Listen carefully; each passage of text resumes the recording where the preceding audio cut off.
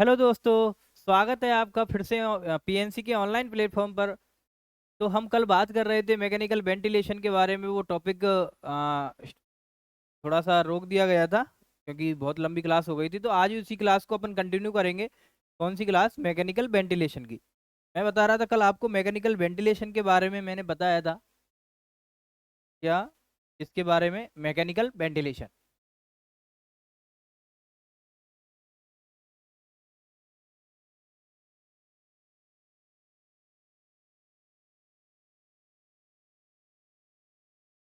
Part 2 है ना। दूसरी क्लास है मैकेनिकल वेंटिलेशन की। तो हमने मैकेनिकल वेंटिलेशन में क्या क्या पढ़ा था? इसकी डेफिनेशन को अपन ने डिस्कस किया था। और क्या पढ़ा था? टाइप ऑफ मैकेनिकल वेंटिलेशन हमने पढ़ा था, जिसमें पढ़ा था पॉजिटिव प्रेशर और negative pressure. Negative mechanical ventilation को क्या बोलते हैं? आयरन लंग थेरेपी भी बोलते हैं। आयरन लंग्स थेरेपी भी बोलते हैं, आयरन लंग्स वेंटिलेशन भी बोलते हैं। चलो, ये दो टाइप हमने पढ़े थे। फिर हमने बात की थी मोड्स के बारे में। मोड्स हमने पढ़े थे। मोड्स में क्या क्या पढ़ा था? मोड्स के तीन मोड्स हमने पढ़े थे। पहला मोड पढ़ा था कंट्रोल मोड, दूसरा पढ़ा था SIME मोड, तीसरा पढ़ा था सपोर्ट मोड। तो कंट्रोल मोड में हमने दो टाइप पढ़े थे। कंट्रोल मोड के दो टाइप कौन कौन से पढ़े थे? CMB control mandatory ventilation, CMB। और दूसरा पढ़ा था असिस्ट कंट्रोल, AC। ठीक है। SIMB का कोई भी टाइप हमने नहीं पढ़ा था क्योंकि था ही नहीं। और सपोर्ट मोड के हमने दो टाइप पढ़े थे, CPAP and BiPAP. CPAP stand for continuous positive airway pressure. BiPAP मतलब bi level positive airway pressure. इनको हमने डिटेल में डिस्कस कर लिया था। तो एक बार आपको पढ़ के देखना है क्या क्या मोड्स होते हैं, कैसे कैसे काम करते हैं। चलो, तो अब आगे की हेडिंग लगाएंगे, कंट्रोल मोड ऑफ वेंटिलेशन। इसका मतलब क्या होता है? हेडिंग लगाओ पहले तो।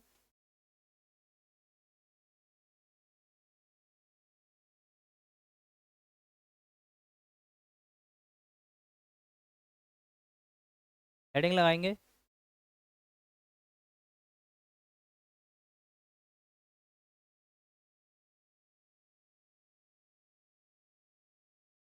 Control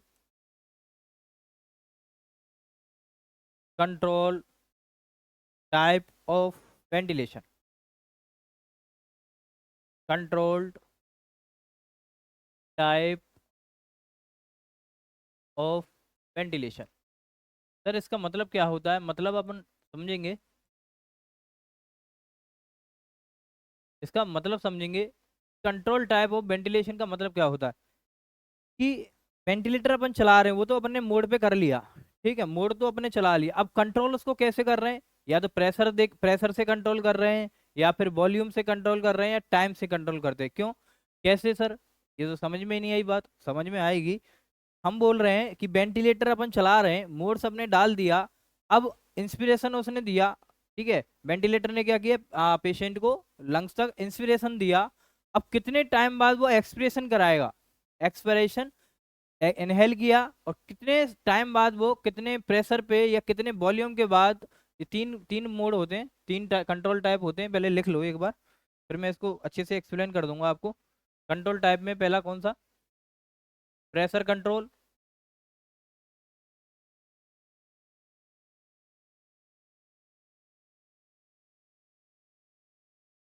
pressure control.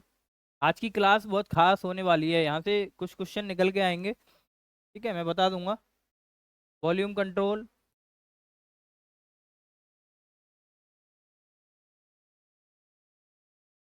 एंड तीसरा टाइम कंट्रोल। मतलब सर, मतलब ये कि वेंटिलेटर हम चला रहे हैं, वेंटिलेटर हम चला रहे हैं, तो पेशेंट को इनहेल करा दिया वेंटिलेटर ने। कितने टाइम बाद एक्जेल करेगा, या कितने वॉल्यूम के बाद एक्जेल करेगा, या फिर कितने प्रेशर के बाद वो एक्जेल करेगा? क्योंकि आपको पता है कि इंस्पिरेशन कराएंगे तो एक्जेल भी तो करना जरूरी है, एक्सपिरेशन भी तो जरूरी है, तभी तो रेस्पिरेशन की प्रोसेस कंप्लीट होगी, तभी तो वो रेस्पिरेशन की प्रोसेस को वेंटिलेशन बोलेंगे। है ना? समझ में आया? तो अब एक ऐसा होता है कि कितना प्रेशर हो गया उसके बाद एक्जेल करेगा।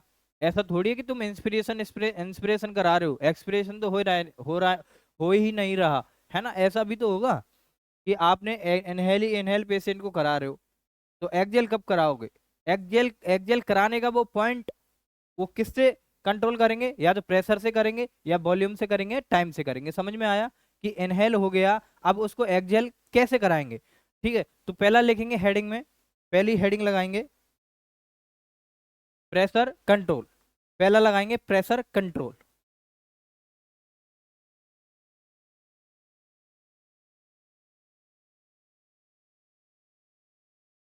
Pressure, pressure control ventilation.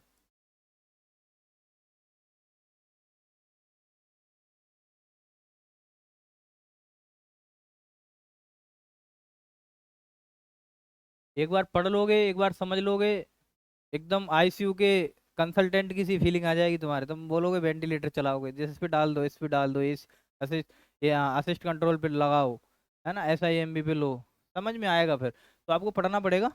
चलो, प्रेशर कंट्रोल मतलब, इसका मतलब क्या है कि एक पेशेंट को अपन ने क्या करा, वेंटिलेटर से इनहेल कराया।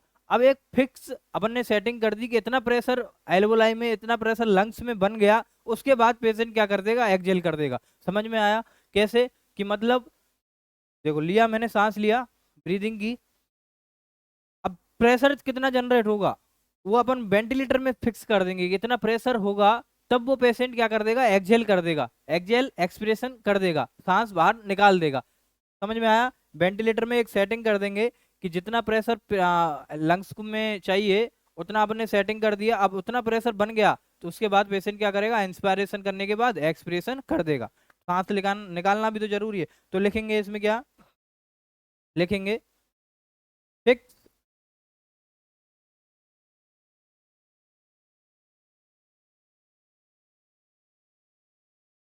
In this,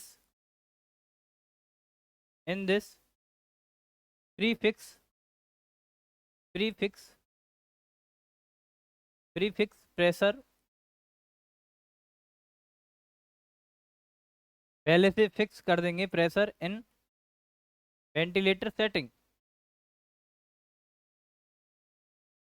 ventilator setting, ventilator की सेटिंग में क्या कर देंगे, पहले से एक प्रेशर सेट करके रख देंगे, उससे क्या होगा, एक्सपिरेशन क्या होगा, एक्सपिरेशन, एक्सपायरेशन और एक्जेल, कुछ भी लिख सकते हैं ना, एक्जेल, एक्जेल द एयर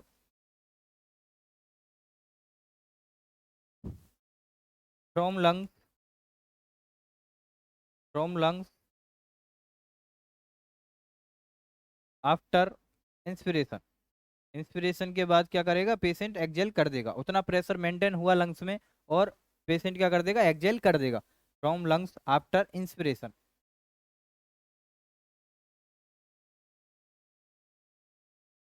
ठीक है, प्रेशर सपोर्ट क्या बोलते हैं इसको, प्रेशर सपोर्ट क्या बोलते हैं, प्रेशर सपोर्ट।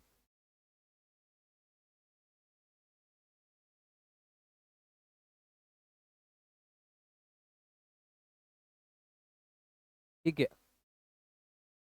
क्या बोलते हैं, प्रेशर सपोर्ट मोड।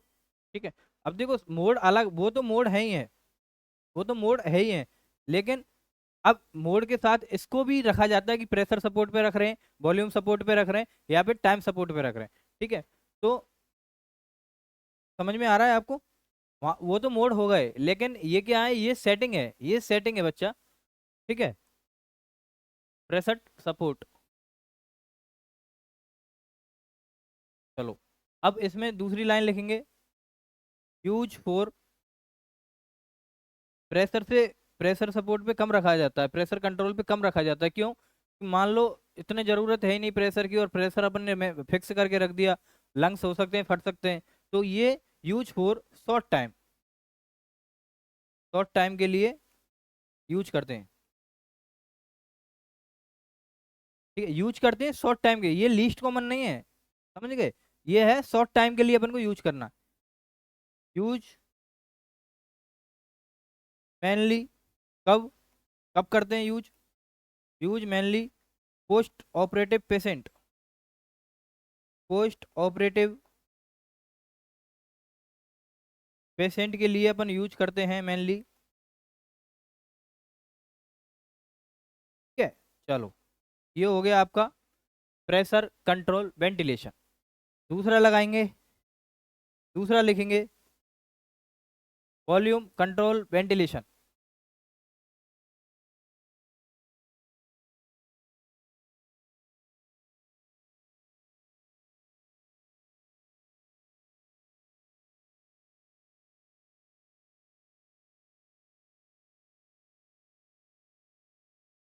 ठीक है, वॉल्यूम कंट्रोल वेंटिलेशन। इसमें क्या लिखेंगे, इसमें वही चीज, in this prefix preset volume in ventilator setting, लिखो इन दिस प्रीसेट वॉल्यूम, पहले से सेट करके रखेंगे वॉल्यूम इन वेंटिलेटर सेटिंग।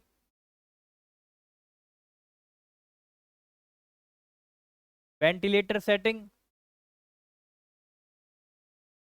ठीक है बच्चा। फिर क्या होगा, अब फिक्स वो वॉल्यूम लंग्स में मेंटेन हो गया, जो वॉल्यूम हमने सेट किया वेंटिलेटर में वो लंग्स में आ गया। जैसे मैं मुंह में हवा भरता हूँ, अब ये वॉल्यूम मैंने फिक्स कर दिया, इतने हवा के बाद हवा छोड़नी पड़ेगी, हवा बाहर निकालनी पड़ेगी, ठीक है। जैसे फिर हवा निकालनी पड़ेगी, ऐसे ही प्रेशर का है, जितना प्रेशर मैंने फिक्स किया उसके बाद वो एक्सहेल करना पड़ेगा, ठीक है। चलो लिखेंगे,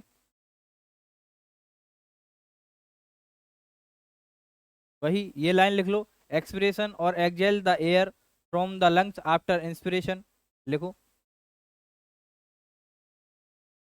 एक्सहेल या expiration, expiration the air from lung from lungs after inspiration. कब, जब मेंटेन हो जाएगा after inspiration,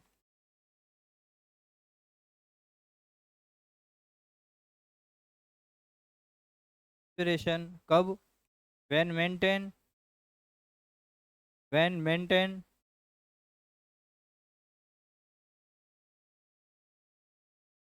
volume, prefix volume, prefix volume in lungs, ठीक है। लंग्स में जो पहले से सेटिंग करके रखी है हमने वॉल्यूम की, वेंटिलेटर में उतना वॉल्यूम अगर मिल गया फिर पेशेंट को एक्सहेल करना पड़ेगा। भाई आप समझ के चलो, देखो कि भाई हम वेंटिलेटर से इंस्पिरेशन इंस्पिरेशन करा रहे हैं, कभी तो एक्सपिरेशन होगा, कभी तो एक्सहेल होगा, तो वो एक्सहेल कौन करवा रहा है, वो ये सेटिंग करवाती है जो मैं बता रहा हूँ, प्रेशर वॉल्यूम या टाइम, इसके अकॉर्डिंग क्या होता है, एक्सहेल करवाते हैं। समझ में आया, चलो ठीक है। मोस्ट कॉमन यूज, लिखो मोस्ट कॉमन यूज,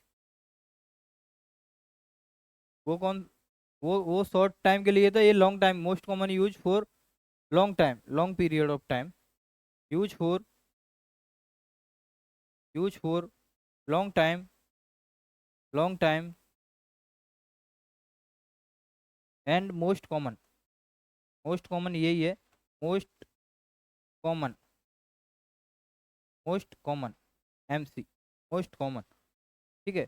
किसके लिए यूज करते हैं, अब देखो आईसीयू, आप सोचो आईसीयू के पेशेंट क्या होते हैं, लॉन्ग टाइम के लिए रहते हैं, तो यूज इन, लिखो यूज फॉर आईसीयू पेशेंट। अब पोस्ट ऑपरेटिव पेशेंट थे वो शॉर्ट टाइम के लिए रहते हैं, इसलिए शॉर्ट टाइम के लिए कौन सा, प्रेशर सपोर्ट, प्रेशर कंट्रोल, ठीक है। वॉल्यूम कंट्रोल किसके लिए, आईसीयू पेशेंट के लिए, क्यों, क्योंकि लॉन्ग टाइम के लिए अपन को यूज करना है, वॉल्यूम कंट्रोल पे रखेंगे। चलो अब लिखेंगे तीसरा, टाइम कंट्रोल वेंटिलेशन।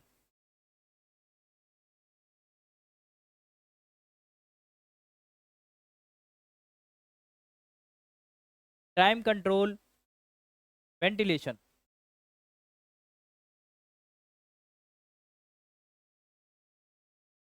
चलो लिखो, यही टाइम के अकॉर्डिंग, प्रीफिक्स टाइम सेम लिख लेना, प्रीफिक्स टाइम,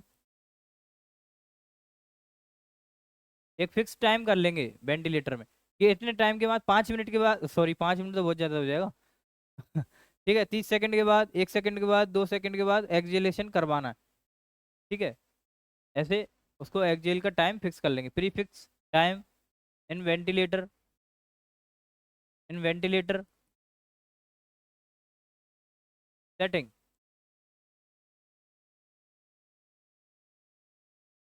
ठीक है, अब वही एक्सहेल करेगा कब, एक्सहेल, लिख लो ये लाइन, लिख लो सेम की सेम, एक्सहेल,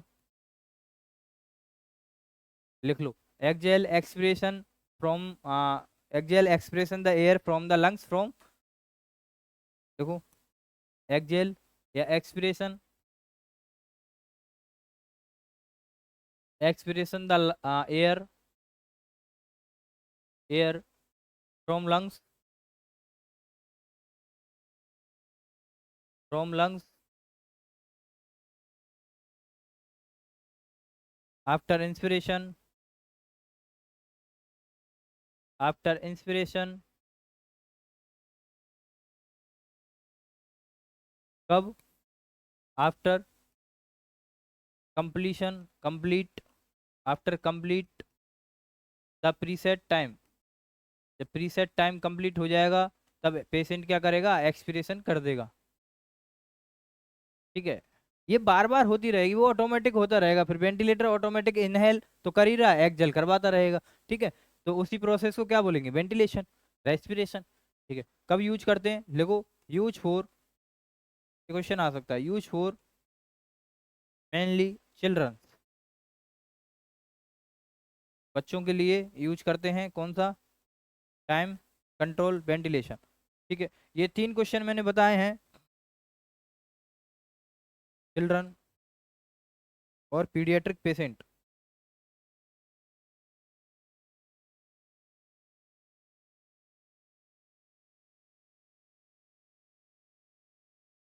पीडियाट्रिक पेशेंट के लिए अपन को यूज करना है, ये 3 क्वेश्चन मैंने बताए हैं, कौन कौन से, क्वेश्चन लगा लो, क्वेश्चन लगा लो बच्चा,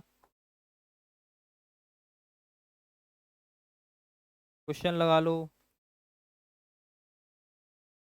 चलो। ठीक है, 3 क्वेश्चन मैंने बताए हैं, तीनों को क्वेश्चन लगा के याद कर लेना, एग्जाम में आ सकते हैं। ठीक है, चलो, अब बात करते हैं, तो सेटिंग्स की हम बात कर लेते हैं, कि वेंटिलेटर सेटिंग मैंने कल बताया था, टाइडल वॉल्यूम बताया, टाइडल वॉल्यूम बताया था मैंने, रेस्पिरेटरी रेट बताई थी। तो उन सेटिंग्स की बात कर लेते हैं, वेंटिलेटर सेटिंग की अपन बात करेंगे, तो हेडिंग लगाएंगे वेंटिलेटर सेटिंग।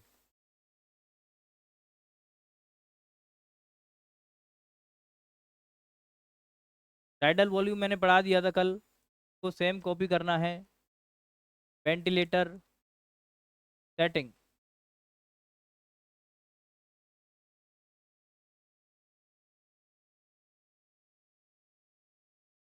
ठीक है, वेंटिलेटर सेटिंग, पहला, पहला कौन सा पढ़ेंगे, टाइडल वॉल्यूम,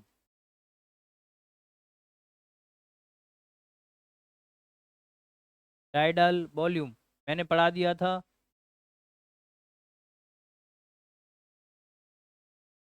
टाइडल वॉल्यूम क्या होता है बच्चा, टाइडल वॉल्यूम किससे इंडिकेट करते हैं, वेंटिलेटर में किस नाम से आएगा, बी और टी, या फिर और टी और बी। ठीक है, इससे डिनोट करते हैं टाइडल वॉल्यूम को। अब बात करते हैं टाइडल वॉल्यूम की, तो टाइडल वॉल्यूम मैंने बताया था, total air taken, total air, कैसे इसको लिखेंगे, मैंने आपको बताया था कि इंस्पिरेशन और एक्सपिरेशन में जो एयर ली जाती है उसको टाइडल वॉल्यूम बोलते हैं। ठीक है, तो लिखेंगे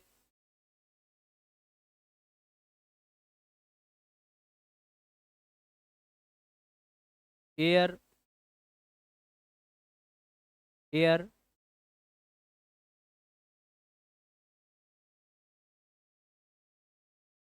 कैसे लिखेंगे, कल वाली क्लास में लिखाया था ना, कैसी डेफिनेशन लिखाई थी, air taken during, during respiration respiration मतलब inspiration plus expiration, air taken during respiration. अब देखो डेफिनेशन सेम हो गई, हो सकता है कि रेस्पिरेटरी सिस्टम पढ़ाए तो कुछ और डेफिनेशन लगा दे, लेकिन उसका मतलब क्या है, वही मतलब है कि एयर टेकन ड्यूरिंग रेस्पिरेशन, जितनी एयर अपन ले रहे हैं, रेस्पिरेशन मतलब इंस्पिरेशन प्लस एक्सपिरेशन, तो इंस्पिरेशन और एक्सपिरेशन में जितनी अपन एयर ले रहे हैं उसको क्या बोलते हैं, टाइडल वॉल्यूम बोल रहे हैं। ठीक है, air taken during respiration in a breath, एक ब्रीथ में, मैंने बोला था ना एक ब्रीथ में, लास्ट बाद में लिखाया था एक ब्रीथ में, ब्रीथ पर मिनट में टाइडल वॉल्यूम देखते हैं इन ए ब्रीथ, एक ब्रीथ में रेस्पिरेशन के दौरान ली गई एयर को क्या बोलते हैं, टाइडल वॉल्यूम बोलते हैं। चलो, अब टाइडल वॉल्यूम होता कितना है, मैंने बताया था नॉर्मल अडल्ट का, मैंने बताया था नॉर्मल अडल्ट का टाइडल वॉल्यूम मैंने बताया था बच्चा कितना, 500 ml, और 500 ml, और क्या बताया था, 7 to 8 multiply by body weight, multiply by body weight, ये मैंने उसकी फॉर्मूला बताया था कि ऐसे निकाल सकते हैं। ठीक है, नॉर्मल न्यूबॉर्न का, नॉर्मल न्यूबॉर्न का कितना, tidal volume 150 ml, tidal volume complete, समझ में आया। चलो, अब बात करते हैं कि टाइडल वॉल्यूम हमने पढ़ लिया, 7 to 8 kg हमने पढ़ा था टाइडल वॉल्यूम। अब आगे बात करते हैं मिनट वेंटिलेशन, मैंने बताया था आपको मिनट में, पहले रेट पढ़ लेते हैं, rate, respiratory rate, ventilator setting में ही आएगा।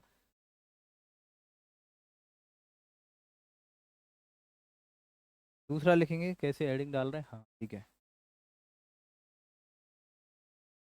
दूसरा पढ़ेंगे रेट। तो रेट का मतलब क्या होता है,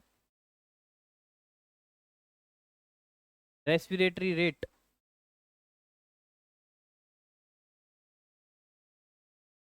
रेस्पिरेटरी रेट, नॉर्मल कितनी, 12 से 20, नॉर्मल अडल्ट की कितनी, फिर मैं भूल गया इसको लिखो दोबारा, तो पूरा ही लिखो अच्छे से, तो फिर तुम गड़बड़ करोगे।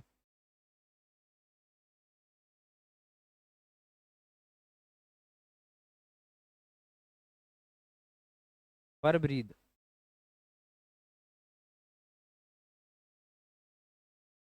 और ml पर ब्रीद, एक ब्रीद का ही तो पढ़ रहे हैं, एन ए ब्रीद में, एक ब्रीद में कितना रेस्पिरेशन अंदर बाहर हो रहा है उसको टाइडल वॉल्यूम बोलते हैं, पर ब्रीद, यूनिट भी लिखा करो। चलो, तो नॉर्मल अडल्ट का कितना होता है रेस्पिरेशन रेट, 12 से लेके 20 ब्रीद पर मिनट, समझ में आया, 12 से 20 ब्रीद पर मिनट। तो रेट क्या होती है, रेट रेट वेंटिलेटर में, वेंटिलेटर की सेटिंग में रेट क्या होती है, रेट होती है कि अपन को 1 मिनट में कितनी ब्रीथ देनी है, वो होती है रेट। तो रेट का मतलब,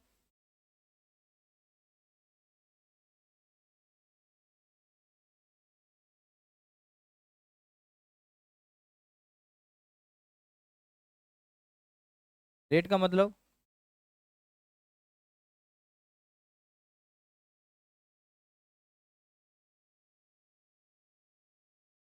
चलो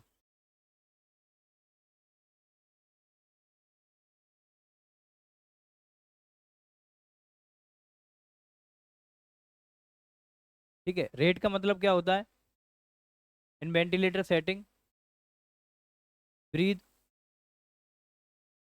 पर minute in ventilator, in ventilator setting, कि वेंटिलेटर की सेटिंग में कितनी हमको ब्रीथ देनी है 1 मिनट में, वो होता है रेट। ठीक है, वो होता है रेट, और नॉर्मल मैंने बताया था, नॉर्मल मैंने बताया था कितना, 12 से 20 ब्रीथ पर मिनट किसका होता है? नॉर्मल अडल्ट का होता है। समझ में आया बच्चा? चलो, मैंने बताया था आपको पिछली क्लास में नॉर्मल नियोनेट का 40 से 60 ब्रीथ पर मिनट मैंने बताया था। इसको यहाँ लिख सकते हैं, वहां पे तुमने कॉपी की छत पे लिखा ना, मैंने लिखाया था, याद हो जाए इसलिए इसको यहाँ लिख सकते हैं पूरा। क्योंकि वेंटिलेटर सेटिंग अपन पढ़ रहे हैं, वेंटिलेटर सेटिंग में अपन टाइडल वॉल्यूम हमने देख लिया था, फिर रेट देख ली थी। अब अपन बात करेंगे मिनट वेंटिलेशन के बारे में। मैंने कल की क्लास में बताया था कि मैं मिनट वेंटिलेशन आपको पढ़ाऊंगा, उसमें आपको काम आएगी, टाइडल वॉल्यूम और रेट से संबंधित ही है। तो minute ventilation minute ventilation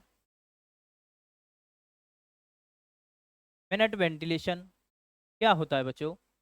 minute ventilation होता है, अब देखो मिनट का मतलब 1 मिनट में, 1 मिनट में वेंटिलेशन मतलब कितना वेंटिलेशन ले रहा है, 1 मिनट में कितना वेंटिलेशन ले रहा है। तो इसको निकालने के लिए देखो, मैंने बताया था 1 मिनट में कितनी ब्रीथ ले रहा है, 12 से 20 ब्रीथ ले रहा है। समझ में आया? अब इसको 12 से 20 मिनट 20 ब्रीथ ले रहा है 1 मिनट में, ठीक है। तो अब सोचो कि 1 मिनट में कितनी ब्रीथ, एक ब्रीथ में कितना ml ले रहा है, 500 ml ले रहा है, ठीक है। एक ब्रीथ में कितना ml ले रहा है, 500 ml वॉल्यूम ले रहा है। और टोटल 1 मिनट में कितनी ब्रीथ ले रहा है, 12 ब्रीथ ले रहा है। तो निकालो, ठीक है। इसका फॉर्मूला होता है मिनट मिनट वेंटिलेशन का, लिखेंगे फॉर्मूला, फॉर्मूला लिखेंगे tidal volume into respiration rate, ये होता है इसका formula, tidal volume into rate. निकालो, मैंने बताया था 500 ml tidal volume normal adult का रेट कितना होता है, 12। तो कितना निकल के आ गया आपके सामने, 12×5 = 60, 6000 ml पर मिनट। अब देखो ब्रीद नहीं है, ये मिनट में निकाल लिया हमने, है ना। तो मिनट वेंटिलेशन कितना होता है, normal normal minute ventilation normal minute minute ventilation कितना होता है बच्चा, 6000 ml। इसको बोल सकते हैं 6 लीटर, 6 लीटर पर मिनट मिनट वेंटिलेशन होता है। क्वेश्चन बन गया, क्वेश्चन 1 लाइनर एमसीक्यू पूछा जा सकता है, नॉर्मल मिनट वेंटिलेशन कितना होता है, 6000 ml या 6 लीटर पर मिनट, यस और नो। चलो, ये तो हो गया मिनट वेंटिलेशन, ठीक है। और इसकी रेंज की बात करें तो करें तो लिख लीजिए, रेंज में पूछे तो, रेंज अगर इसकी पूछ ले, मिनट वेंटिलेशन की रेंज पूछे तो कितना, 5 to 7 litre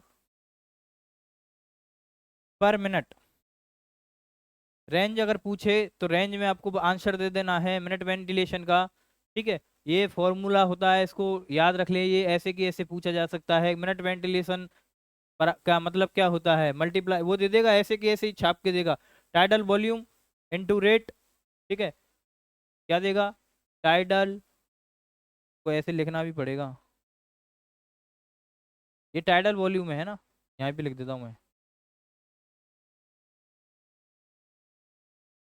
tidal volume multiply by rate, ये इसका फॉर्मूला होता है बच्चों, याद करना है आपको, क्वेश्चन पूछा जा सकता है। चलो आगे बात करते हैं FiO2 की।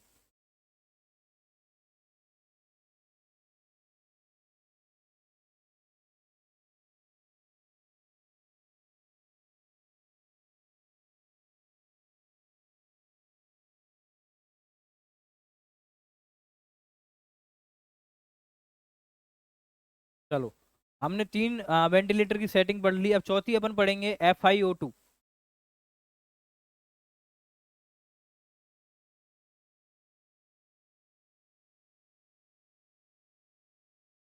कॉपी की छत को संभाल लेना। FiO2, FiO2 का मतलब क्या होता है, फ्रैक्शन इंस्पायरेशन ऑफ ऑक्सीजन। क्या होता है, फ्रैक्शन ऑफ इंस्पायर्ड ऑक्सीजन। क्या होता है, फ्रैक्शन, फ्रैक्शन एक टुकड़ा किसका, fraction of inspired inspired oxygen. ठीक है। इसका मतलब क्या होता है? इसका मतलब होता है परसेंटेज ऑफ ऑक्सीजन कंसंट्रेशन। क्या होता है, मैं समझाऊंगा एक एक चीज। Percentage of oxygen concentration. जैसे कि सर समझ में नहीं आया। आएगा, क्यों नहीं आएगा?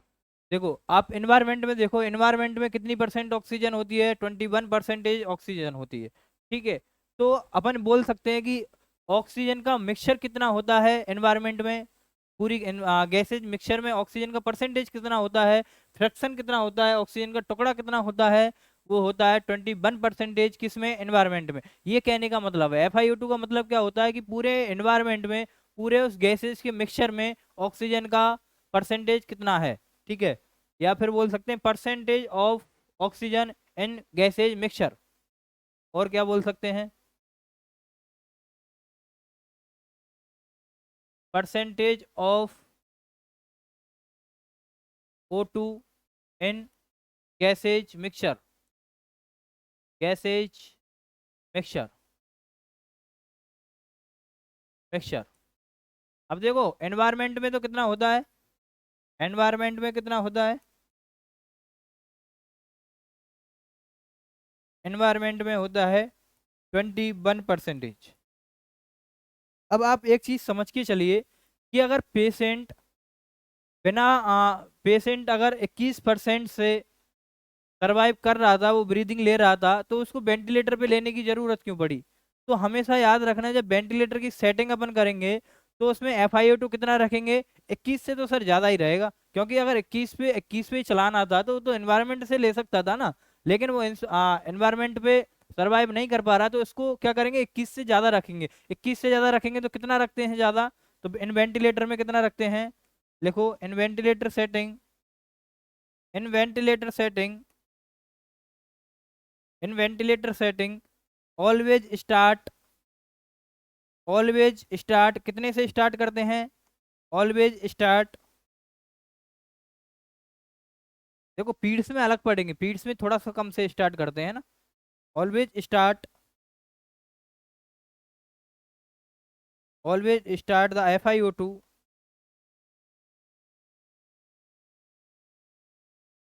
FiO2 फ्रॉम कहाँ से? 40% से। समझ में आ गया? 40% से हम क्यों स्टार्ट कर रहे हैं FiO2? समझ में आया? क्यों स्टार्ट कर रहे हैं? क्योंकि सर 21% तो है ही है एनवायरनमेंट में, एनवायरनमेंट में 21% है, वहां से पेशेंट सरवाइव नहीं कर पा रहा। ठीक है, तो उसकी वजह से हमने वेंटिलेटर पे लिया। वेंटिलेटर पे 21 से तो चालू करेंगे ही नहीं, कितने से करेंगे? 40 से करेंगे। समझ में आया? समझ में आया? चलो, एनवायरनमेंट, एनवायरनमेंट में कितना हो गया ये समझ में आ गया। रूम, रूम में, रूम में, रूम एयर बोल सकते हैं इसको, रूम एयर में। ठीक है, एनवायरनमेंट और रूम एयर में 21% होता है। ठीक है। अब आपने तीन टर्मिनोलॉजी में लिखाऊंगा यहाँ पे, ग्रीन पेन से मैं मार्क कर रहा हूँ उसको, तो आपको समझ जाना है कहाँ पे लिखना है। ग्रीन पेन से मार्क कर रहा हूँ तो कॉपी की छत पे। FiO2 का मतलब मैंने बता दिया, FiO2, SpO2 और SaO2। SaO2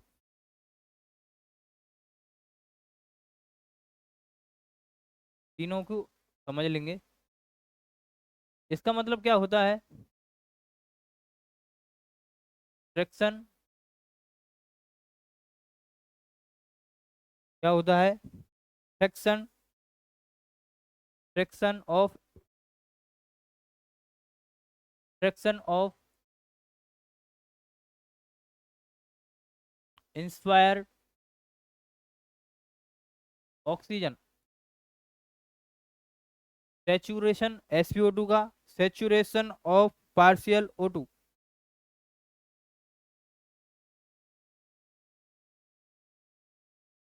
saturation of partial O2।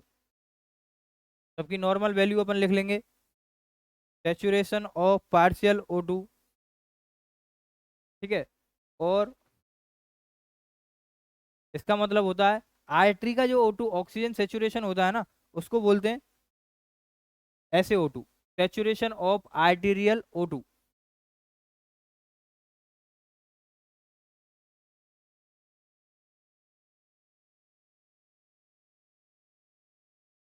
Saturation of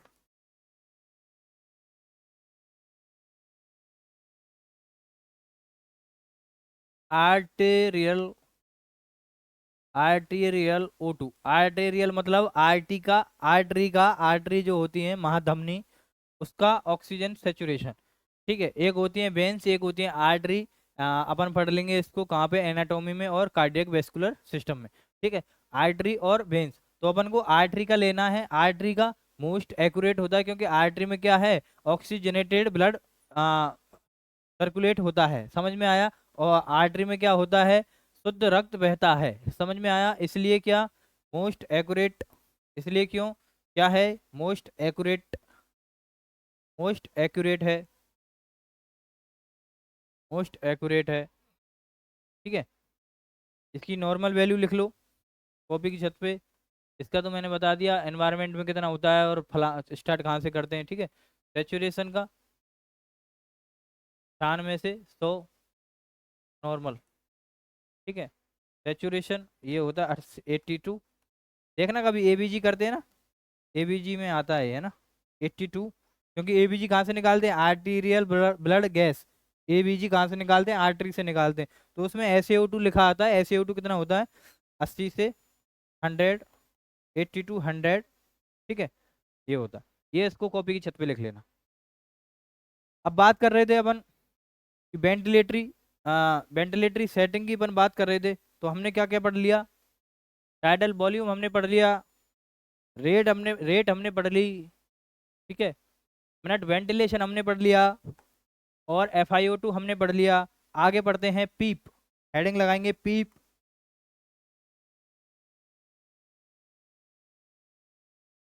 पीप,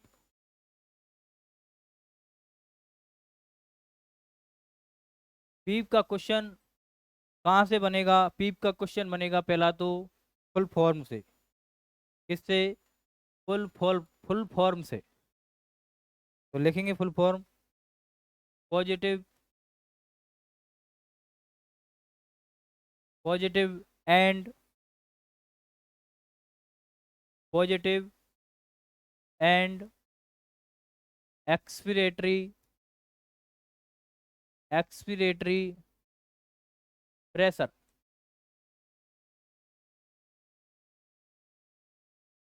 ये होता है इसकी फुल फॉर्म। याद कर लेना बच्चा, एग्जाम में पूछी जाएगी, जा सकती है। ठीक है, तो अब इसमें बात करते हैं कि सर पीप होता क्या है। पीप होता क्या है, पहले लिख लेते हैं थोड़ा सा। When, when residual volume, residual volume remains in lungs, मैं बताऊंगा, इन लंग्स जब क्या होता है, then pressure of, pressure of residual, resi residual volume,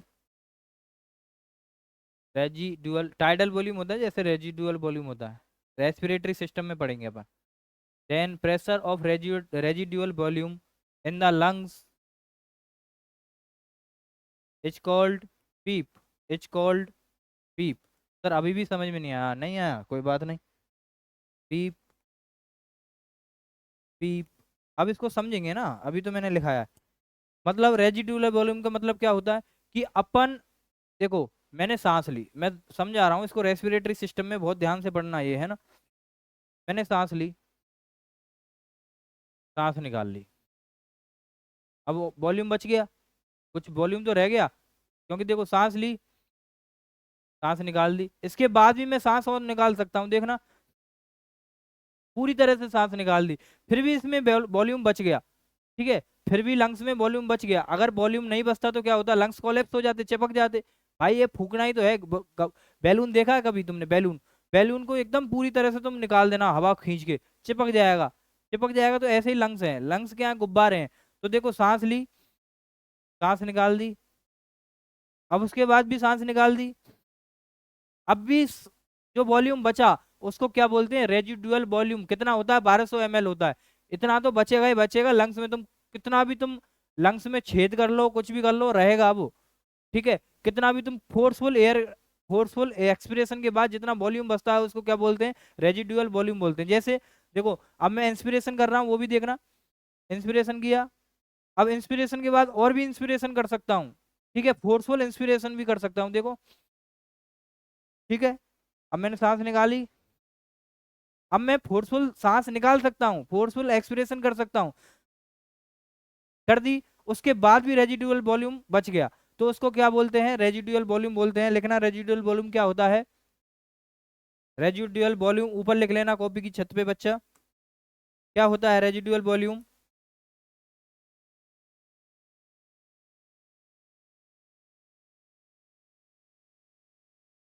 residual volume क्या होता है बच्चों, वॉल्यूम रिमेन्स, वॉल्यूम रह जाता है, रिमेन्स आफ्टर, कब, आफ्टर फोर्सफुल एक्सपिरेशन। जोर से सांस निकालने पर भी जो वॉल्यूम बच जाता है उसको क्या बोलते हैं, रेजिडुअल वॉल्यूम बोलते हैं। फोर्सफुल एक्सपिरेशन क्या कहलाता है, known as residual volume. Residual volume कितना होता है बच्चों, कितना होता है, 1200 ml बचता ही बचता है। अभी जो ये 1200 ml बचा, अब ये भी तो प्रेशर लगाएगा, ये भी तो प्रेशर लगाएगा, लगाएगा कि नहीं भाई। जब एयर वॉल्यूम, एयर वॉल्यूम जो बचा है, लंग्स में जो एयर बची है वो भी तो लंग्स की दीवार पे प्रेशर लगाएगी, तो उसको ही क्या बोलते हैं बच्चा, पीप बोलते हैं। क्या बोलते हैं, पीप बोलते हैं। तो मैंने वही चीज लिखा है, when residual volume remains in lungs then pressure of the residual volume in lungs is called PEEP. क्या कहलाती है, पीप कहलाती है। कितना होता है, 5 mmHg पीप होती है। कितना होता है, 5 mmHg। तो लिखेंगे नॉर्मल पीप कितना होता है,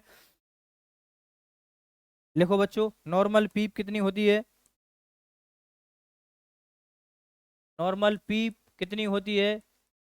एक क्वेश्चन ऐसा बताऊंगा आज तक के इतिहास में किसी कोचिंग वाले ने नहीं बताया होगा, क्वेश्चन आएगा तो तुमसे ही आएगा। नॉर्मल पीप कितनी होती है, 5 mmHg। इतनी पीप अपन को रखनी है। अगर ये पीप मेंटेन नहीं करी, पीप 5 हमेशा रखना ही रखना, अगर ये पीप कम कर दी तो कोलेप्स हो जाएगा, लंग्स कोलेप्स हो जाएंगे। तो हमेशा देखना पीप रखते ही हैं, पीप 5 पीप तो रखते ही रखते हैं, 5 से कम इसको नहीं रखा जाता है।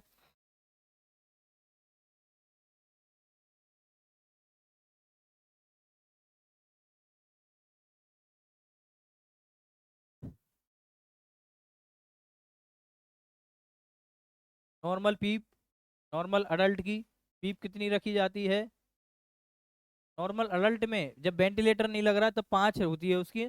तो अपन वेंटिलेटर की सेटिंग में भी 5 रखते हैं। जब मेरी पीप कितनी है अभी, मेरी 5 mmHg, 5 mmHg की पीप मेरे अभी भी मेंटेन है लंग्स में। तो अपन को मेंटेन कितनी रखनी है, वेंटिलेटर की सेटिंग में 5 तो रखनी ही रखनी है। ठीक है, इतना प्रेशर तो होता ही होता है लंग्स में, इतना प्रेशर तो होता ही होता है।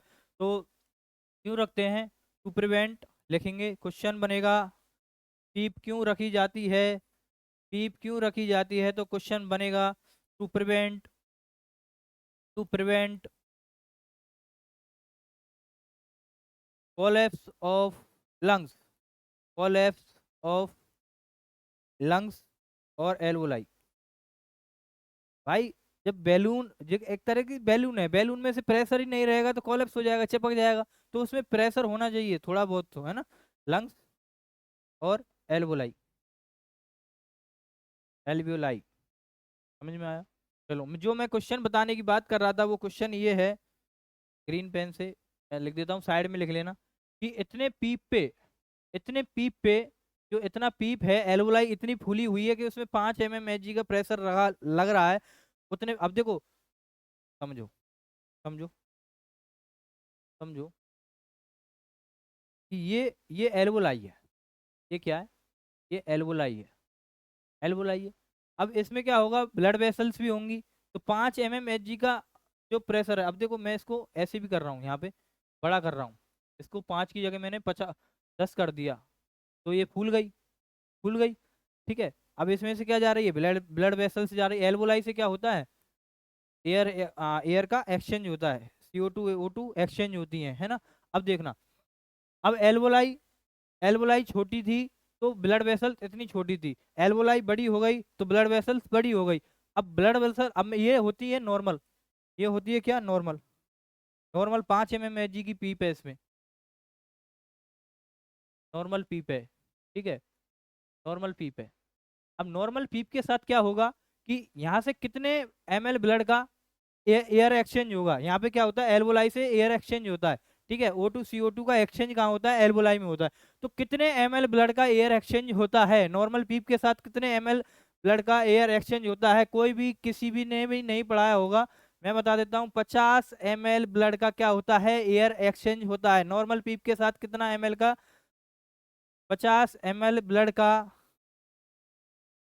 एयर एक्सचेंज होता है, एयर एक्सचेंज होता है बच्चों।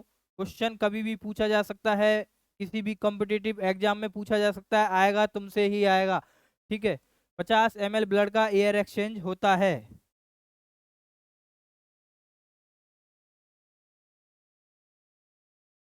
लिख लेना। नॉर्मल पीप के साथ, नॉर्मल पीप के साथ कितने ml ब्लड का एयर एक्सचेंज होता है, 50 ml ब्लड का एयर एक्सचेंज होता है, ठीक है। यहाँ पे पीप बढ़ा दी तो ये क्या हो जाएगा, ब्लड वेसल ज्यादा हो जाएगी, इसका मैं एक कॉम्प्लिकेशन लिखाऊंगा, अगर ज्यादा पीप कर दी तो क्या हो जाएगा, हाइपोटेंशन। क्यों, क्योंकि देखना, यहाँ पे ज्यादा पीप कर दी तो क्या होगा, ब्लड वेसल डायलेट हो गई, ब्लड वेसल डायलेट हो गई तो हार्ट तक क्या होगा, क्या होगा, ब्लड कम जाएगा, क्योंकि ब्लड यहीं पड़ा रह जाएगा। अब यहाँ यहीं ब्लड पड़ा रह गया तो हार्ट तक कम ब्लड जाएगा, कि भाई नली चौड़ी हो गई है, समझ गए। ये क्या करेगा, ये हार्ट तक जाता है, यहाँ से कैसे, हार्ट से आया, एयर एक्सचेंज हुई, अशुद्ध रक्त आया, लंग्स में गया, लंग्स से एयर एक्सचेंज हुई, O2 का और CO2 का एक्सचेंज हुआ, वापस हार्ट में जाएगा, ऐसे होता है ना। तो अब यहाँ पे ही ब्लड वेसल चौड़ी हो गई तो यहाँ पे ब्लड ज्यादा आएगा, ब्लड ज्यादा आएगा तो हार्ट तक कम जाएगा। अब हार्ट तक कम जाएगा तो क्या हो सकता है, हाइपोटेंशन में चला जाएगा। तो नॉर्मल, जो अगर पीप बढ़ा देते हैं तो क्या होता है, हाइपोटेंशन हो जाता है। कभी कभी जो पेशेंट का हाइपरटेंशन पेशेंट होता है, वेंटिलेटर पे होता है, तो हम क्या करते थे, पीप को बढ़ा देते थे, पीप को 10 कर देते थे, पेशेंट सेटल हो जाता था। मैं खुद जब ICU में काम करता था, तो पेशेंट को अगर हाइपरटेंशन होती थी तो जाके नाइट ड्यूटी में जाके पीप को बढ़ा दिया, सर से कंसल्टेंट उनसे बात करके, जो ड्यूटी डॉक्टर होते थे, सर पीप बढ़ा दूं क्या, हाइपरटेंशन हो रहा है कि नहीं हो रहा, मैंने कहा हाँ नहीं हो रहा, तो पीप बढ़ा देता था मैं, ठीक है। तो उससे क्या होता था, हाइपरटेंशन की जगह हाइपोटेंशन होने लगता था, तो सेटल हो जाता था पेशेंट, ठीक है। तो लिखेंगे, ये क्वेश्चन लगा लेना बच्चों, 50 ml वाला लिख लेना, आ जाए कभी एग्जाम में, बुरे वक्त में काम आते हैं क्वेश्चन, 1 नंबर ही तुम्हारा सिलेक्शन करवा जाएगा, है ना। चलो, पीप अपन पढ़ रहे थे, पीप लिख लिया आपने, पीप लिख लिया आपने, तो लिखेंगे,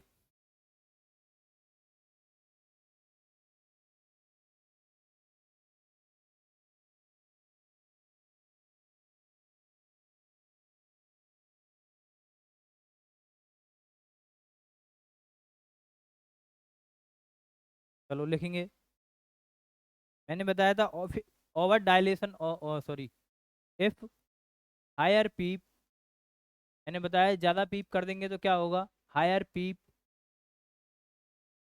अगर पीप को ज्यादा कर दिया, फिर इफ हायर पीप, तो क्या होगा, over dilation, over dilation of the,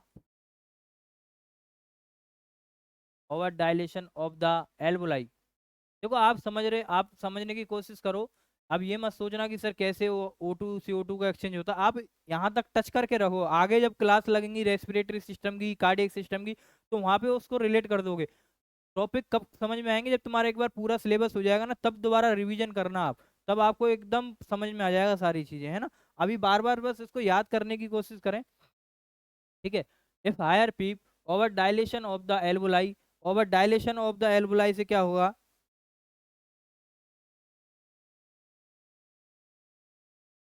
over dilation of the, over dilation of the, क्या होगा बच्चे लोग, क्या होगा, ब्लड वेसल्स। ब्लड वेसल्स का ओवर डायलेशन हो गया तो ब्लड क्या जाएगा, लंग हार्ट तक कम जाएगा।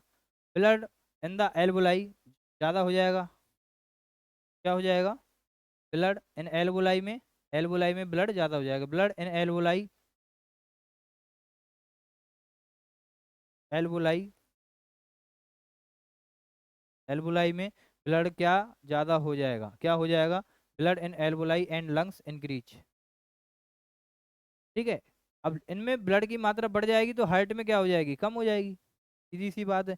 इतने तो पढ़े लिखे आप हैं कि ब्लड कहीं और चला गया तो फिर क्या होगा, दूसरी जगह ब्लड कम हो जाएगा। Blood in heart, blood, blood goes to heart, go to heart decrease, तो क्या हो जाएगा फिर, हाइपोटेंशन, हाइपोटेंशन। ठीक है। चलो देखो, अब हार्ट तक ब्लड कम जाएगा, हार्ट तक ब्लड कम जाएगा बच्चों, तो क्या हो जाएगा, कार्डियक आउटपुट कम हो जाएगा।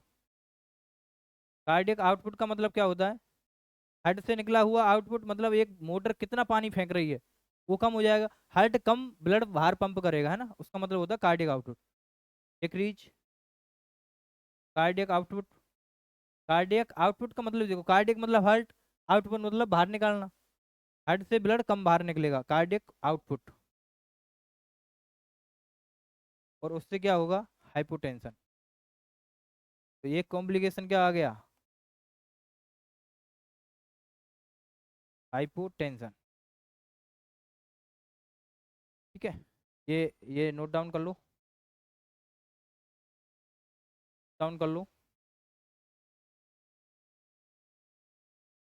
लिखेंगे हाइपोटेंशन, लिखेंगे स्टार डाल के, स्टार डाल के क्या, हाइपोटेंशन, क्वेश्चन पूछा जाएगा, hypotension, hypotension is a sign of, ये शायद पूछा भी गया है एक बार, किसी एग्जाम में पूछा गया था ये question, hypotension is a sign of higher PEEP, क्योंकि मैंने अटेम्प्ट किया था मुझे याद है, हाई, हायर पीप, हाइपोटेंशन किसका साइन है, हायर पीप का साइन है, अगर पेशेंट वेंटिलेटर पे चल रहा है तो, है ना। ऐसा नहीं है कि इसी का ही है फिर तुम इसी को छेड़छाड़ करने लग जाओ, सर पीप ज्यादा है, पीप ज्यादा है। अरे और भी रीजन हो सकते हैं, लेकिन हाइपोटेंशन मैं बता रहा हूँ इसका साइन होता है, कि हायर पीप का साइन होता है। ठीक है। चलो, ये हो गए पीप, पीप की हमने बात कर ली। अब एक और बात करते हैं वेंटिलेटर सेटिंग में, पीप आपको समझ में आ गया होगा।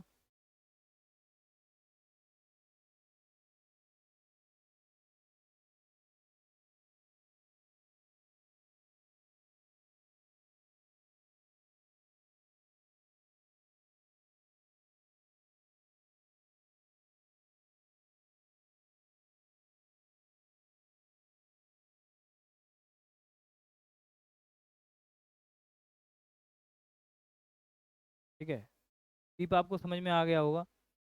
मैं पढ़ा रहा था आपको वेंटिलेटर की सेटिंग, उसमें अपने टाइडल वॉल्यूम पढ़ लिया था, टाइडल वॉल्यूम पढ़ लिया था, दूसरा अपन ने रेट पढ़ लिया था, तीसरा अपन ने मिनट वेंटिलेशन पढ़ लिया था, चौथा अपन ने FiO2 पढ़ा था, पांचवा अपन ने पीप पढ़ा था, छठवां अपन पढ़ते हैं साई। क्या पढ़ते हैं, साई।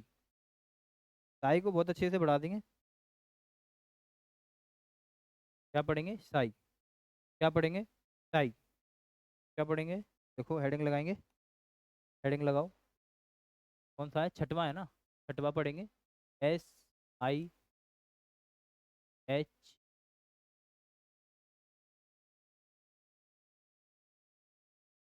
साई। क्या पढ़ेंगे, साई। साई का मतलब क्या होता है, साई का मतलब देखो, तुम सांस ले रहे हो, नॉर्मली सांस ले रहे हो, सांस ले रहे हो, खूब सांस ले रही है आराम, कभी कभी बीच में आता है उबासी टाइप में, जैसे ऐसी आती है ना, कैसी, दोबारा देखना, कि सांस ले रहे हो आराम से, पूरे दिन में सांस चल रही है अपनी, कोई दिक्कत नहीं, बीच बीच में क्या आता है, आता है। तो ये क्या होता है, ये होती है साई। क्यों होती है जरूरी, कैसे आती है और किस लिए आती है, वो अपन पढ़ेंगे। तो ये जो over dilation of the alveoli करने के लिए आती है ना। अब कंटिन्यू क्या होगा, सांस ले रहे हैं, सांस ले रहे हैं, ठीक है, तो बीच बीच में अपन को क्या है, ओवर डायलेशन की जरूरत होती है कि एल्वोलाई एकदम बढ़िया, जैसे गुब्बारा अपन फुलाते हैं तो उसको स्ट्रेच नहीं करते 2-3 बार यूं, गुब्बारा जब फुलाता है गुब्बारे वाला तो देखना उसको खींचता है, उसको इलास्टिसिटी को मेंटेन करता है। तो इसलिए अपन क्या साई का यूज करते हैं। साई वेंटिलेटर की अलार्म सेटिंग है, सॉरी वेंटिलेटर की सेटिंग है। तो वेंटिलेटर में अपन सेटिंग करते हैं साई की, कितने देर में करते हैं, क्या करते हैं, वो देख लेते हैं, है ना। चलो।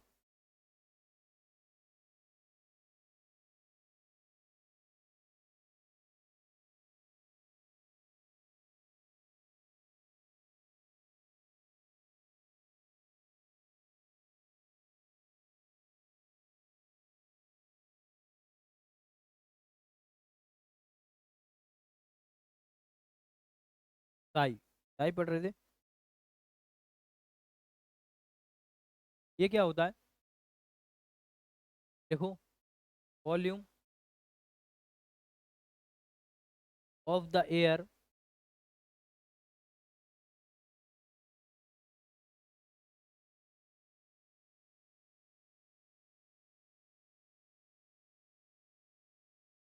क्या लिखेंगे, साई का मतलब क्या होता है, volume of the air, volume of the air is, होता है, इज 1.5 टू टाइम मोर,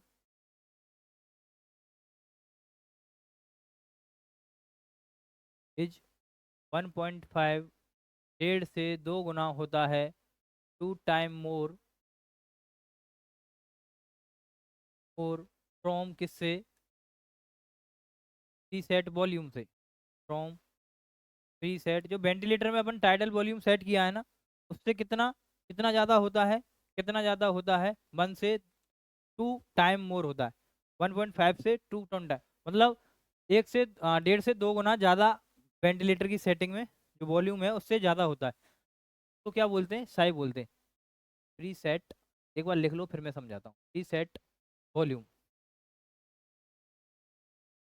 मतलब सर कि जो हमने वेंटिलेटर की सेटिंग में टाइडल वॉल्यूम, जो अपने वॉल्यूम सेट किया है उससे 1.5 से 2 गुना ज़्यादा जो वॉल्यूम होता है उसको साई बोलते हैं। क्यों होता है, क्यों होता है, क्यों, क्योंकि इलास्टिसिटी को मेंटेन करने के लिए, एल्वियोलाई की इलास्टिसिटी को, जो गुब्बारा है उसकी इलास्टिसिटी को मेंटेन करने के लिए ये हमें साई की सेटिंग करनी पड़ती है। ठीक है, डिलीवर, ठीक है, ये कितनी देर में डिलीवर होता है साई, डिलीवर, डिलीवर कितनी टाइम में, deliver 6 to 10 time, 6 to 10 time in a day, sorry 6 to 10 time, 6 to 10 time per hour, per hour. Sai, Sai क्या होता है, इसका, इसका वो पूछेगा कि अपन साई को क्यों वेंटिलेटर की सेटिंग में लेके चलते हैं, क्यों, use four, use four maintain, ये क्वेश्चन इंपॉर्टेंट लगता है मुझे इसमें, use for maintain the elasticity of, the elasticity of, elasticity of alveoli and lungs, alveoli और लंग्स। समझ में आया बच्चा लोग, क्या साई का मतलब समझ में आया होगा। साई क्या होता है, वो वॉल्यूम जो 1.5 से 2 गुना होता है किसके, प्रीसेट वॉल्यूम के, वो क्या होता है, साई होता है। डिलीवर 6 से 10, 6 से 10 टाइम इन ए आवर, 1 घंटे में 6 से 10 बार इसको डिलीवर किया जाता है। क्यों डिलीवर किया जाता है, यूज फॉर मेंटेन, क्यों डिलीवर किया जाता है, maintain of the elasticity of the lungs. ये क्वेश्चन इंपॉर्टेंट है। ये हो गए आपकी वेंटिलेटर सेटिंग हो गई सारी, ठीक है, वेंटिलेटर की सेटिंग सारी मैंने पढ़ा दी है। अब अपन पढ़ेंगे मैंने आपको बताया था बकिंग, बकिंग के बारे में मैंने आपको बताया था, तो बकिंग की डेफिनेशन लिख दो, इसी में लिख लो, बकिंग लिख लो, अलग से पॉइंट डाल के लिख लो, बकिंग लिख लो। ये पॉइंट नहीं है, सॉरी ये वो नहीं है, सेटिंग में नहीं है, लेकिन एक पॉइंट लिख लो, नोट लिख लो, बकिंग।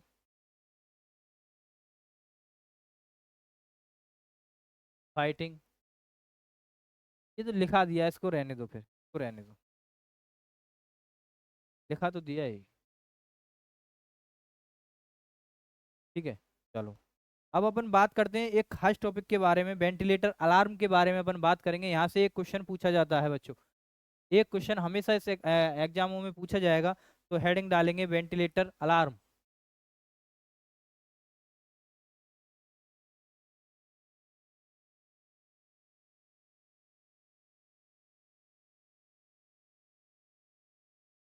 तो और मैं ब्रीफ पढ़ा सकता था वेंटिलेटर को, लेकिन कोई मतलब नहीं है, जितना काम का है उतना ही अपन को पढ़ना है, और एग्जाम में उतना आएगा, और जितना क्लिनिकल प्रैक्टिस में अपन को जरूरत पड़ती है बस उतना ही। वेंटिलेटर अलार्म, इसमें दो तरीके के अलार्म अपन पढ़ेंगे।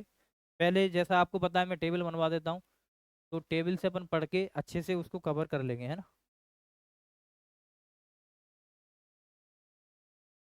पहला है इसमें high pressure alarm, high pressure alarm, high pressure alarm.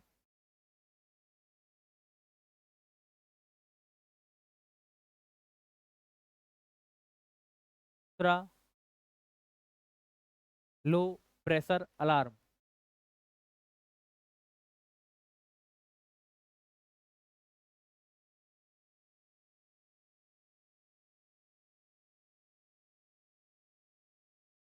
Low pressure alarm, ये दो अलार्म अपन पढ़ेंगे बच्चों, हाई प्रेशर अलार्म और लो प्रेशर अलार्म।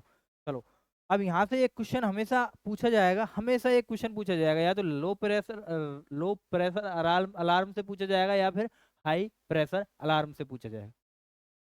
क्यों आते हैं ये अलार्म, तो हेडिंग लगाएंगे हाई प्रेशर अलार्म।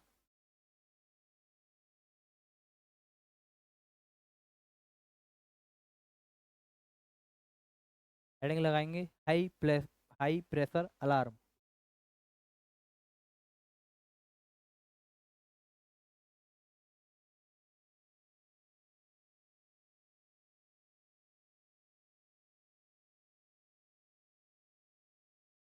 ये अलार्म आता क्यों है बच्चों, ये अलार्म आता क्यों है, क्योंकि किसी भी प्रकार का अगर वेंटिलेटर की ट्यूबिंग्स में ऑब्स्ट्रक्शन आ गया, तो उससे एक हाई प्रेशर जनरेट होगा।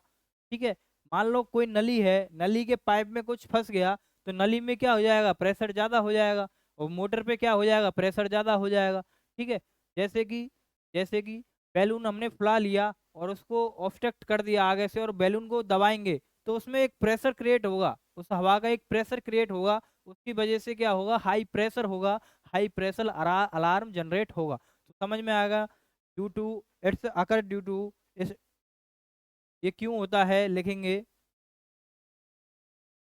ये बजता है it beep, high pressure alarm क्यों बजता है, इट बीप लिखेंगे बच्चा, इट बीप, बीप मतलब बजना, बीप ड्यू टू, मैंने आपको समझा दिया क्यों, ड्यू टू एनी ऑब्स्ट्रक्शन, क्यों होता है, कोई भी रुकावट की वजह से,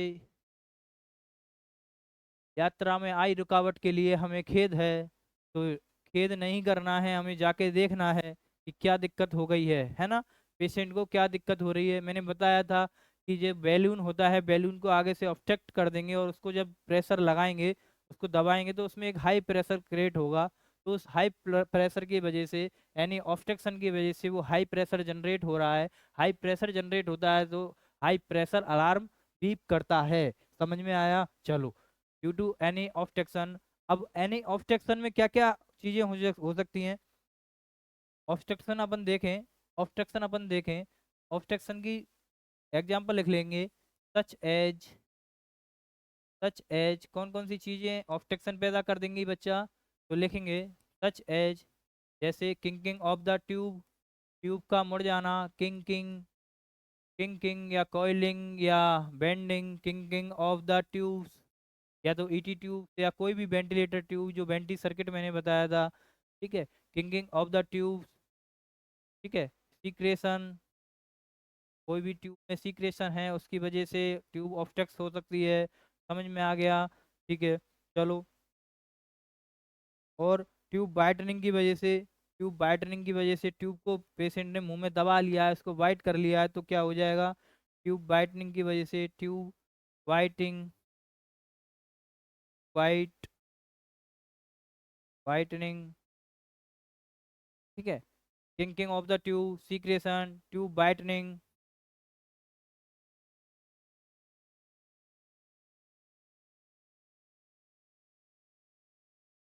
ट्यूब वाइटनिंग,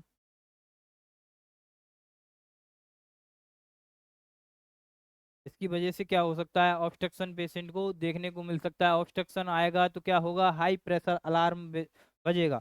तो अगर हाई प्रेशर अलार्म बजा है, कोई सा भी अलार्म बजा हो, हाई प्रेशर अलार्म बजा हो, लो प्रेशर अलार्म बजा हो, इसके लिए अपन को पेशेंट को क्या है, सबसे पहले पेशेंट को देखना है। समझ में आ गया बात, चलो।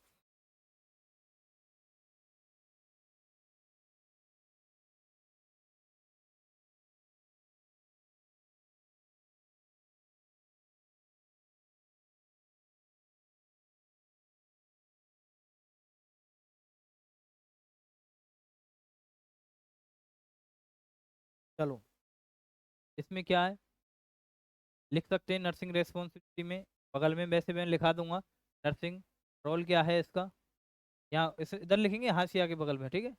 तो मैंने जो कॉलम बनवा रखा है ना, तो नर्सिंग रोल क्या, nursing role, never mute the alarm, मैं लिखाऊंगा इसको वैसे अलग से, पर मैं यहाँ पे भी समझा रहा हूँ, आप बगल में लिख सकते हैं नेवर म्यूट द अलार्म, कभी भी अलार्म को बंद नहीं करना है, ठीक है। और check first the patient, check first the patient,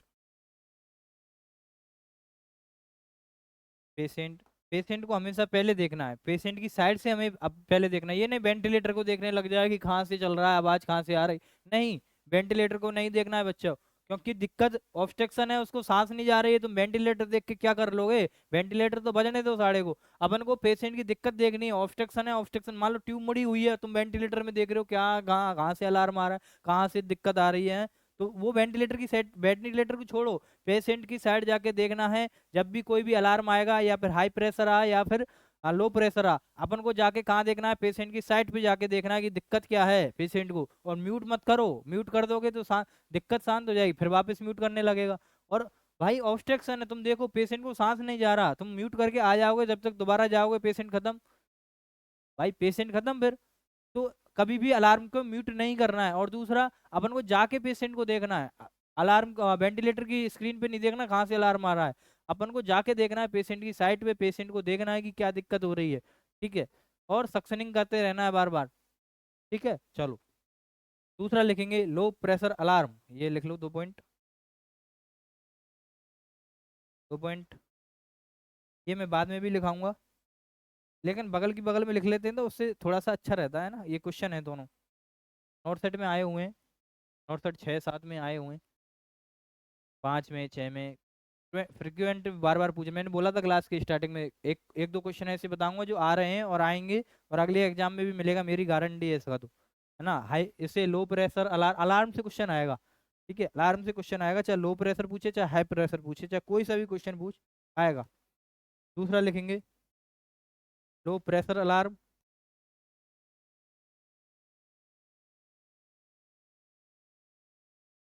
low pressure alarm,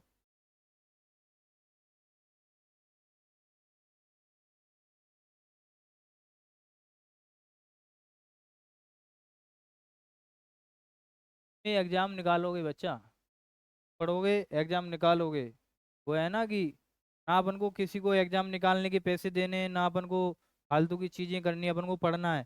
वो है ना एक शायरी, एक शेर है कि हमें ना मिला किसी कश्ती का सहारा, हमने तैर के दरिया पार किया है। तो हमें हमें पढ़ के सिलेक्शन लेना है ना, पढ़ना इतना है कि मजा आ जाए, है ना। तो लो प्रेशर अलार्म कब आएगा बच्चों, कब आएगा बच्चों, जब कोई भी लीकिंग होगी। It beep due to, low pressure alarm कब बीप होता है, इट बीप ड्यू,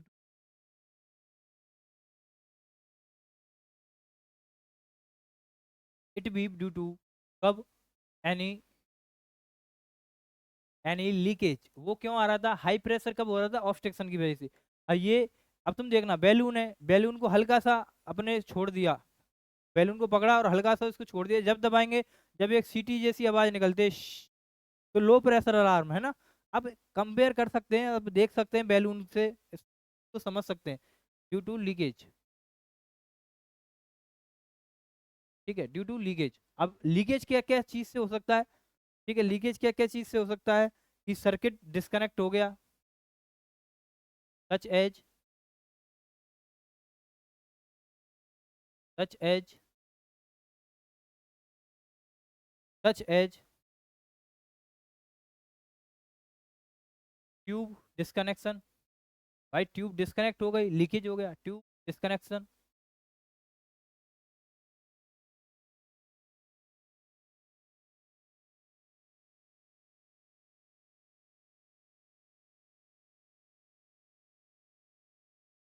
ठीक है, ट्यूब डिस्कनेक्शन, ट्यूब डिसलोकेट।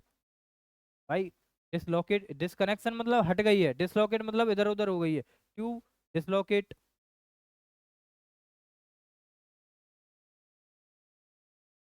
या फिर जो अपन ने बेंटी सर्किट का और ईटी ट्यूब का मैंने बताया था, ईटी ट्यूब का जो प्रोक्सिमल वाला पार्ट है उससे बेंटी सर्किट कनेक्ट होता है, तो लूज कनेक्शन, लूज कनेक्शन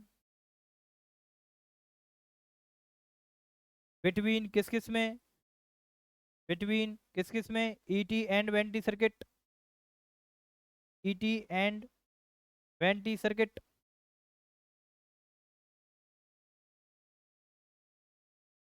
चलो, ET and venti circuit.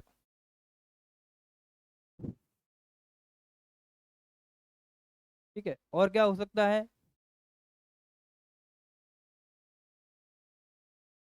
ET out,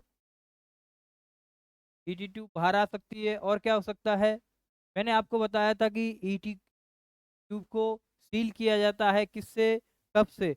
तो उस कप का अगर प्रेशर डिक्रीज हुआ, मैंने बताया था 20 से 30 mm, 20 से 30 सेंटीमीटर H2O का उस कप का, ईटी ट्यूब के कप का प्रेशर रखते हैं, और एलएमए का कितना रखते हैं, 50 to 60 सेंटीमीटर H2O एलएमए के कप का प्रेशर रखते हैं। तो ईटी ट्यूब का प्रेशर कितना रखते हैं, उसके कप का प्रेशर कितना रखते हैं, 20 से 30 सेंटीमीटर H2O रखते हैं। अगर डिक्रीज हो गया वो, decrease ET tube cup pressure, ET कोई सा भी पूछ सकता है इसमें एग्जांपल देके, है ना। ईटी ट्यूब, ये इसमें लो प्रेशर अलार्म में पूछ सकता है कि ईटी ट्यूब का कप का प्रेशर डिक्रीज हो गया है, तो कौन सा अलार्म आपको सुनाई देगा, डिक्रीज ईटी कप प्रेशर। ये कोई भी सी चीज हुई तो उससे क्या होगा, एयर लीकेज होगा, एयर लीकेज होगा तो लो प्रेशर अलार्म देखने को मिलेगा। समझ में आया बच्चों, समझ में आ जाना चाहिए। ठीक है, ये हो गए आपके अलार्म, अलार्म अपन ने पढ़ लिए हैं। अब बात करेंगे कॉम्प्लिकेशन ऑफ मैकेनिकल वेंटिलेशन।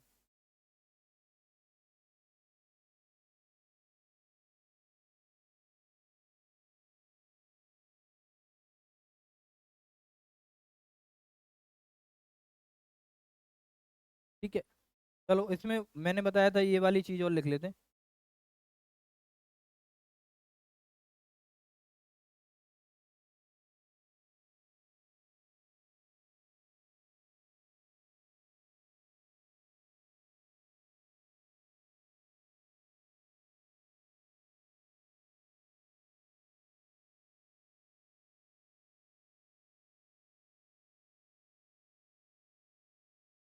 चलो,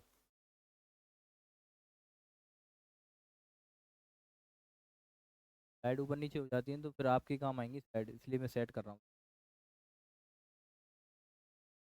चलो, अब मैंने बताया था आपको कि अगर कोई भी अलार्म बजा, तो ये सारे पॉइंट अपन को करने हैं। तो नर्सिंग रेस्पॉन्सिबिलिटी इन अलार्म लिखेंगे, हेडिंग डालेंगे, nursing responsibility nursing role when alarm beeping, when ventilator alarm beep,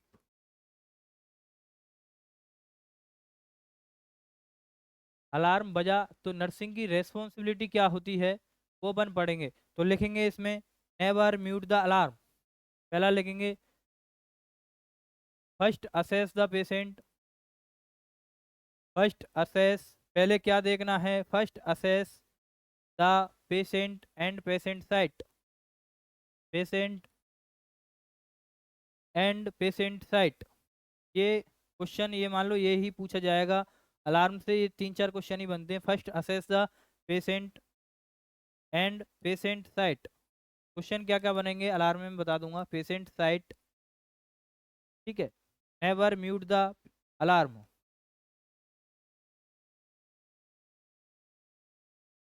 never mute the alarm. देखो बच्चों, पेशेंट को हमेशा देखना है, ये नहीं वेंटिलेटर की स्क्रीन को देखने लग जाए कि अलार्म कहाँ से आ रहा है, और अलार्म का पता लग गया कि यहाँ से आ रहा है, वेंटिलेटर की स्क्रीन से, यहाँ से बज रहा है वेंटिलेटर से, ये नहीं कि उस अलार्म को बंद कर दें, है ना। नेवर म्यूट द अलार्म, क्योंकि दिक्कत को खत्म करना है ना। Alarm, never mute the alarm,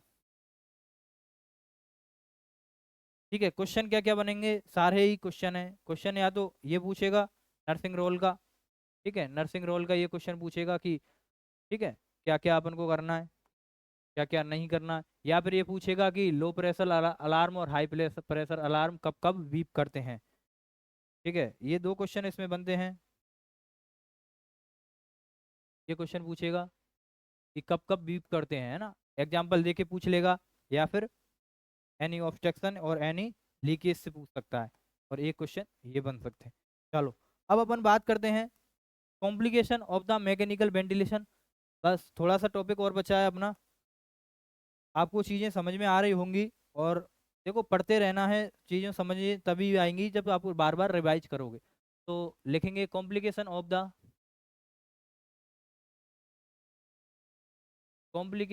the back and mask ventilation की तरह कॉम्प्लिकेशन देखने को मिलेंगे। कॉम्प्लिकेशन ऑफ द मैकेनिकल, आपने पढ़ा होगा अगर वेंटिल इसको आपने पढ़ा होगा बैक एंड मास्क वेंटिलेशन को, तो आपको चीज़ें समझ में आ जाएंगी ना। बैक एंड मास्क वेंटिलेशन को आपने पढ़ा होगा तो चीज़ें समझ में आ जाएंगी आपको। कॉम्प्लिकेशन लिखेंगे,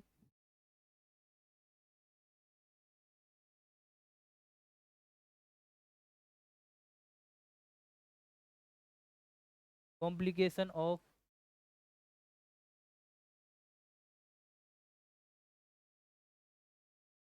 मैकेनिकल वेंटिलेशन,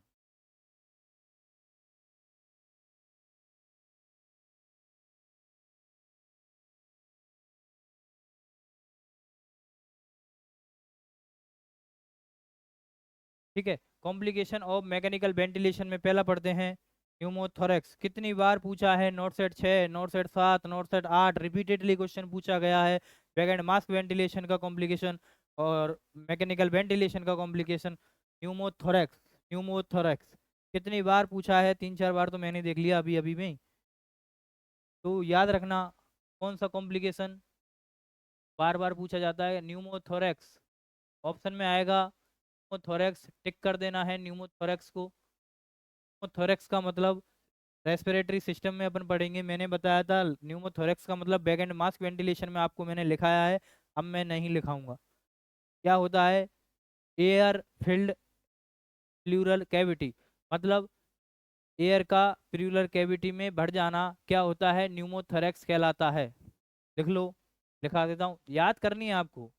लिखा तो मैं 50 बार दूंगा, लेकिन आप याद भी करना है ना। एयर फील्ड, जब रेस्पिरेटरी सिस्टम पढ़ोगे तब तुम खुद ही बताना कमेंट कर करके कि सर ये होता है। फिर बच्चे, फिर सर बोलेंगे कि यार ये तो अच्छे बच्चे हैं यार, ये तो इंटेलिजेंट बच्चे हैं। Air field in tubular cavity. अब बोलोगे कि सर लंग्स में एयर भर जाना, अरे लंग्स में तो भरती है, लेकिन लंग्स के चारों तरफ की जो कवरिंग है वहां पे एयर भर गई। मैं बता देता हूँ एग्जांपल देके, प्लूरल कैविटी, मैं डायग्राम बना के बना देता हूँ, बता देता हूँ एक बार आपको, चलो। वैसे तो ये रेस्पिरेटरी सिस्टम का पार्ट है। ये हो गया ट्रैकिया, ये हो गए ब्रोंक्यूल्स, ब्रोंकाई। ठीक है। अब ये मत बोलना कि सर ये शॉर्ट होता है इधर वाला राइट और इधर वाला लॉन्ग होता है, वाइड होता है, चौड़ा होता है, स्ट्रेट होता है। वो सब बाद में देखेंगे, मैं रफ डायग्राम बना रहा हूँ। आना भी तो नहीं आता हमारे सर पे। ये हो गया लंग्स। ठीक है, ये हो गए लंग्स तुम्हारे, अच्छे बने। ठीक है, इसके चारों तरफ जो कैविटी होती है, ये कैविटी होती है लंग्स की।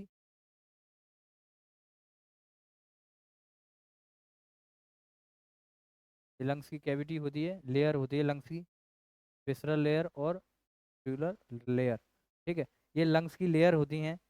अब इस लेयर में एयर का भर जाना, इस लेयर इसमें, जैसे एयर आई यूं, ऐसे आई एयर। ठीक है, एयर आई, ऐसे गई। ठीक है, अब यहाँ से कोई कट आ गया तो एयर ऐसे पास हो जाएगी इसमें। देखो, देखो, यहाँ से कोई होल बन गया तो एयर कैसे अंदर चली जाएगी, एयर ऐसे अंदर चली जाएगी। और यहाँ पे भी एयर है, यहाँ पे भी एयर है, इधर से इधर भी। तो एयर इस कैविटी में आ गई है, इसको क्या बोलते हैं, इसको न्यूमोथोरैक्स बोलते हैं। ठीक है, इस कैविटी में एयर का बढ़ जाना क्या होता है। अब इस कैविटी में फ्लूइड का भर जाना, इस कैविटी में क्या ब्लड का भर जाना, हीमोथोरैक्स। इस कैविटी में लिम्फ का भर जाना, काइलोथोरैक्स। ठीक है, लिख लो, ऊपर कॉपी की छत में मैंने बोला, बताया, ब्लड का भर जाना हीमोथोरैक्स। ठीक है, कैविटी में, ट्यूबुलर कैविटी में ब्लड का भर जाना हीमोथोरैक्स। लिखो, लिम्फ का भर जाना काइलोथोरैक्स, CHY, काइलो, काइलोथोरैक्स। ठीक है, काइलोथोरैक्स। और फ्लूइड का भर जाना। ठीक है, तो ये सारी चीज अपन रेस्पिरेटरी सिस्टम में पढ़ लेंगे। मैंने बस समझाने के लिए आपको बता दिया है।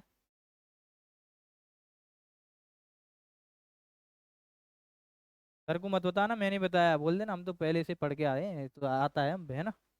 चलो, अब अपन बात कर रहे थे न्यूमोथोरैक्स, किसका, complication of the mechanical ventilation, क्या, न्यूमोथोरैक्स। दूसरा क्या, दूसरा हो सकता है पेशेंट को, दूसरा हो सकता है पेशेंट को बैरोट्रोमा। बैरोट्रोमा का मतलब मैंने बताया था, इसमें बैक एंड मास्क वेंटिलेशन में बेलोट्रोमा, बैरोट्रोमा, बैरोट्रोमा, मतलब इनके पूछ सकता है बैरोट्रोमा, लंग्स इंजरी, इंजरी, देख लो इंजरी किसमें, in lungs tissue, lungs tissue barotrauma कहलाता है। ठीक है, वैल्यू ट्रोमा, वैल्यू ट्रोमा। अब प्रीवियस क्लास देख के देखना, समझ में आ जाएगा कैसे होता है। Volume over dilation of the alveoli, volume देखो, वॉल्यूम, वॉल्यूम, वॉल्यूम से क्या होगा, क्या होगा, डायलेशन ज़्यादा हो जाएगा, volume over dilation of the alveoli, of alveoli. समझ में आया बच्चों। चलो, मैंने बताया था हाई पीप की वजह से क्या हो सकता है, हाई पीप की वजह से हाइपोटेंशन हो सकता है, hypotension, hypotension due to, due to higher PEEP, higher PEEP. ठीक है, हायर पीप की वजह से क्या हो सकता है, हायर पीप की वजह से हाइपोटेंशन हो सकता है। और क्या हो सकता है, वेंटिलेटर एसोसिएटेड निमोनिया, क्या, VAP, ventilated, ventilator, ventilator associated, associated,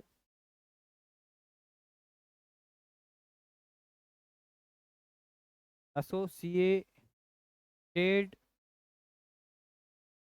सही है स्पेलिंग, एसोसिएटेड निमोनिया,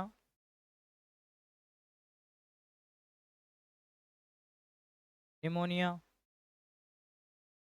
ठीक है, और क्या हो सकता है, न्यूट्रिशन डेफिसिट हो सकता है, कॉम्प्लिकेशन ही है बच्चों। कैसे होगा, क्योंकि वेंटिलेटर लगा हुआ है, आरटी फीड लगा दी गई है, क्योंकि मुंह से तो खाएगा नहीं, वेंटिलेटर पे है तो मुंह से तो खाएगा नहीं। अब मुंह से नहीं खाएगा तो क्या, नाक से खाएगा, नाक से, ओ सॉरी, आरटी फीड डाल देंगे नाक से।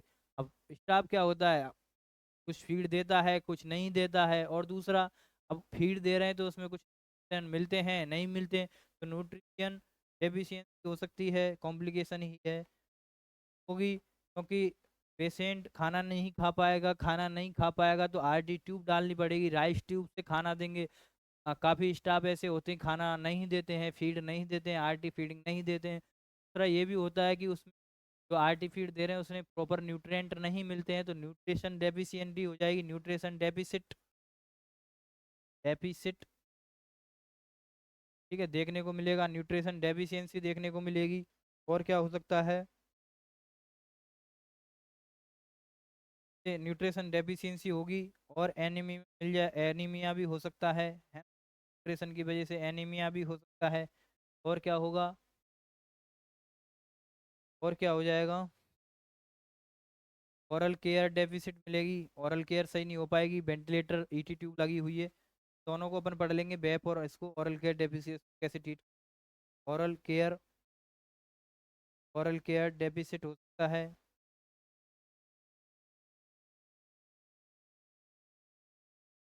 ठीक है। O2 की टॉक्सिसिटी है बच्चों, की टॉक्सिसिटी हो सकती है,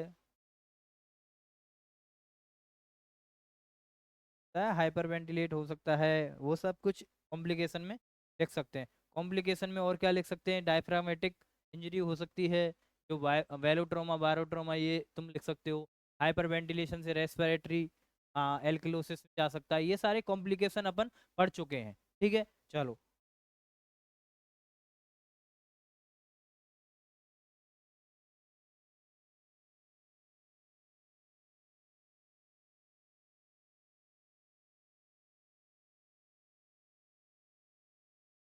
और क्या लिख सकते हैं इसमें,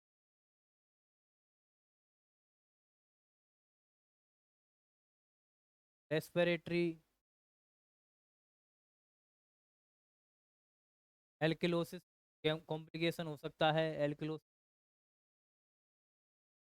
कोज, POS out, POS out.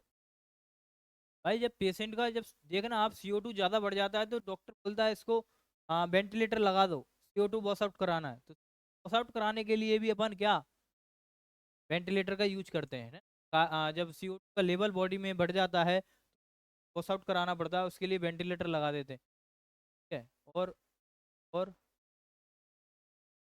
Hyper ventilation,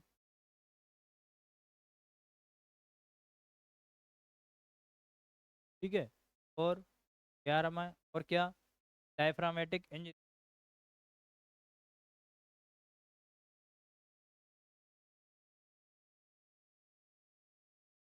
मैटिक, कब,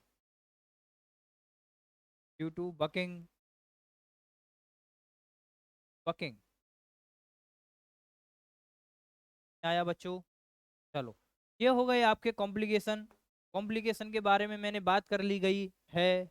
अब आपको याद करना है, आपको पढ़ना है, सारे के सारे बैक एंड मास्क वेंटिलेशन में मैं पढ़ा चुका हूँ, आपको बस समझना है, एक दो अलग हैं जो मैं बता चुका हूँ। अब अपन पढ़ेंगे बैप को, और ओरल केयर डेफिसिट को कैसे सही करना है, ठीक है, ओरल केयर डेफिसिट को कैसे ट्रीट करना है, कैसे मैनेज करना है, तो लिखेंगे,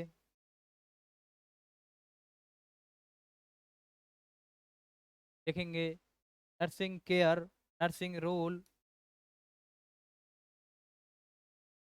नर्सिंग केयर और वेंटी पेशेंट, वेंटिलेटर वाले पेशेंट को नर्सिंग केयर कैसे दे,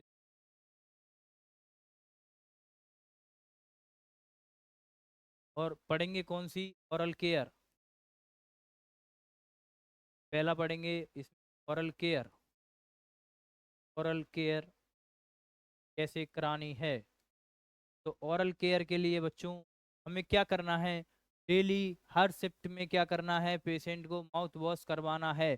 समझ में आया, क्या करवाना है, mouth wash in every shift. देखेंगे, देखेंगे,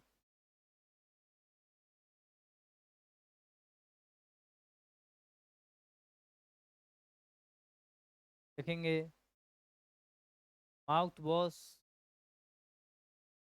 माउथ वॉश। अब देखो पेशेंट खुद तो कुल्ले कर नहीं पाएगा, तो अपन क्या करते हैं, फोर्सेप लेते हैं, फोर्सेप लेते हैं, उससे उसको ऑरल केयर देते हैं, उसकी साफ सफाई करते हैं, फोर्सेप से पकड़ के गॉच पीस को और क्लोरोहेक्साडिन में डिप करके और उसको अच्छे से क्लीन करते हैं।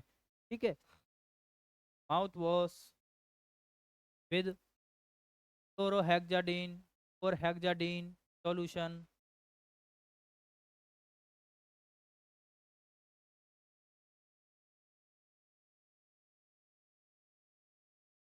सॉल्यूशन इन ईच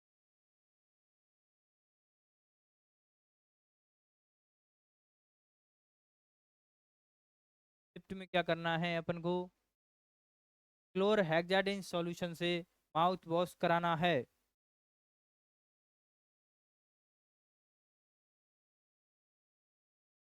और क्या करना है, shift the, shift the ET tube from, from one corner, one corner another corner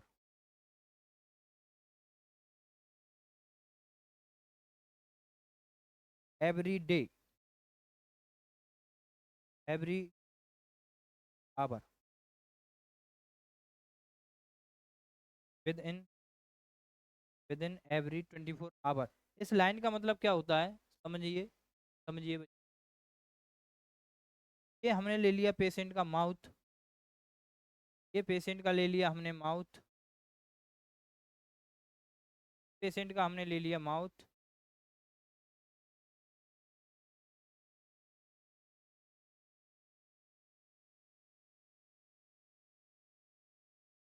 ठीक है, ये हमने माउथ बनाया पेशेंट का, यहाँ हम डाल देते हैं एक ईट,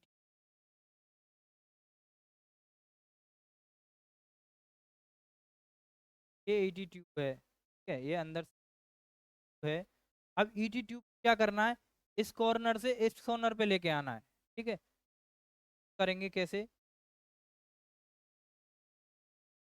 ऐसे इसको अपन को बार बार हर हर 24 घंटे में शिफ्ट की पोजीशनिंग, हर 24 आवर में ईटी ट्यूब पोजीशनिंग चेंज करनी है। समझ गए, एक कॉर्नर से दूसरे कॉर्नर पे ईटी को फिक्स करना है to prevent corner ulcer, oral ulcer, ulcer.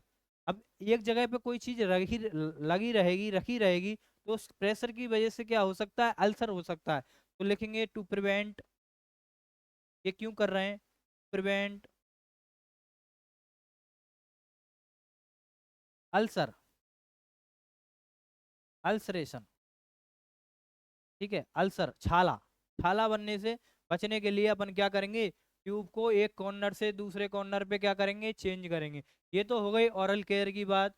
अब न्यूट्रिशन केयर में अपन, न्यूट्रिशन केयर में न्यूट्रिशन डेफिसिट क्या करेंगे बच्चों, आरटी ट्यूब डाल लेंगे, आरटी ट्यूब डाल के उसको पेशेंट को सप्लीमेंटेशन स्टार्ट कर देंगे। तो ये लिखवाने की बात है क्या, न्यूट्रिशन डेफिशिएंट की, नहीं। लिख सकते हो, लिख सकते हो, लिख लो, पूरा लिखेंगे।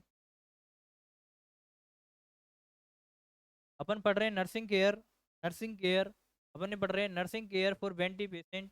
तो पहला अपन ने पढ़ा ओरल केयर, दूसरा पढ़ेंगे अपन न्यूट्रिशन, न्यूट्रिशन कैसे देंगे, न्यूट्रिशन के लिए अपन make, put a R T, put a Ryle's tube, Ryle's tube, और स्टार्ट, और क्या कर सकते हैं, और स्टार्ट टीपीएन, ठीक है, स्टार्ट कर सकते हैं न्यूट्रिशन में। अब अपन पढ़ेंगे, अब अपन पढ़ेंगे वेंटिलेटर एसोसिएटेड निमोनिया। क्या पढ़ेंगे? Ventilator associated pneumonia.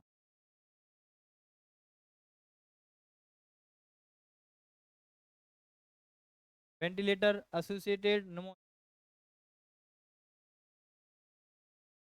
अपन वेब बंडल के बारे में बात करते हैं। ठीक है, वेब बंडल के बारे में बात करते हैं, तो हेडिंग लगाएंगे वेब बंडल।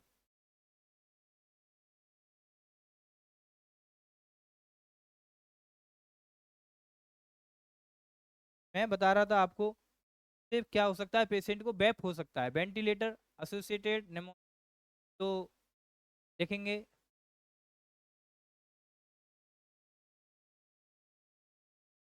क्या करेंगे, मेंटेन करेंगे, मेंटेन, नर्सिंग केयर में ही है ना, नर्सिंग केयर में ही मेंटेन।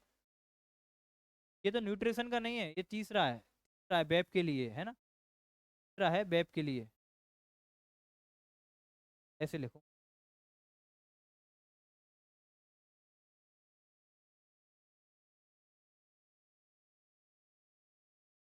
के लिए वेब, बाप नहीं बे, वेब, वेंटिलेटर एसोसिएट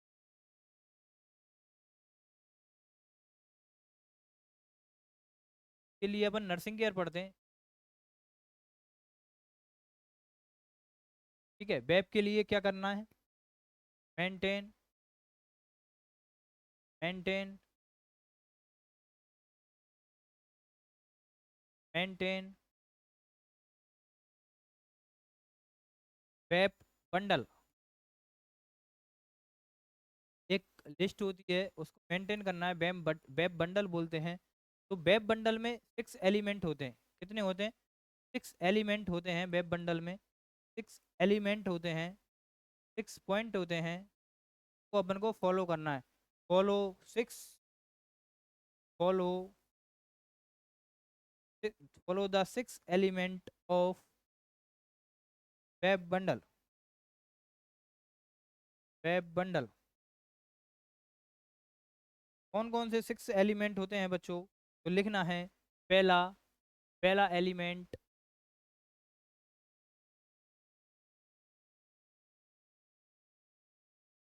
अब देखो मेरी हेडिंग देखना, मैंने ऐसे लगाया है और फिर वेब बंडल में ऐसे लगाया, तो आप, आपको confusion.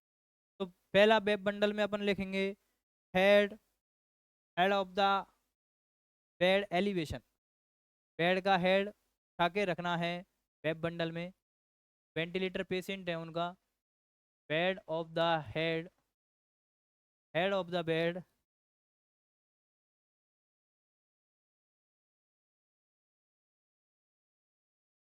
Head of the bed, head of the bed elevated. क्या पढ़ रहे हैं? वेब बंडल पढ़ रहे हैं,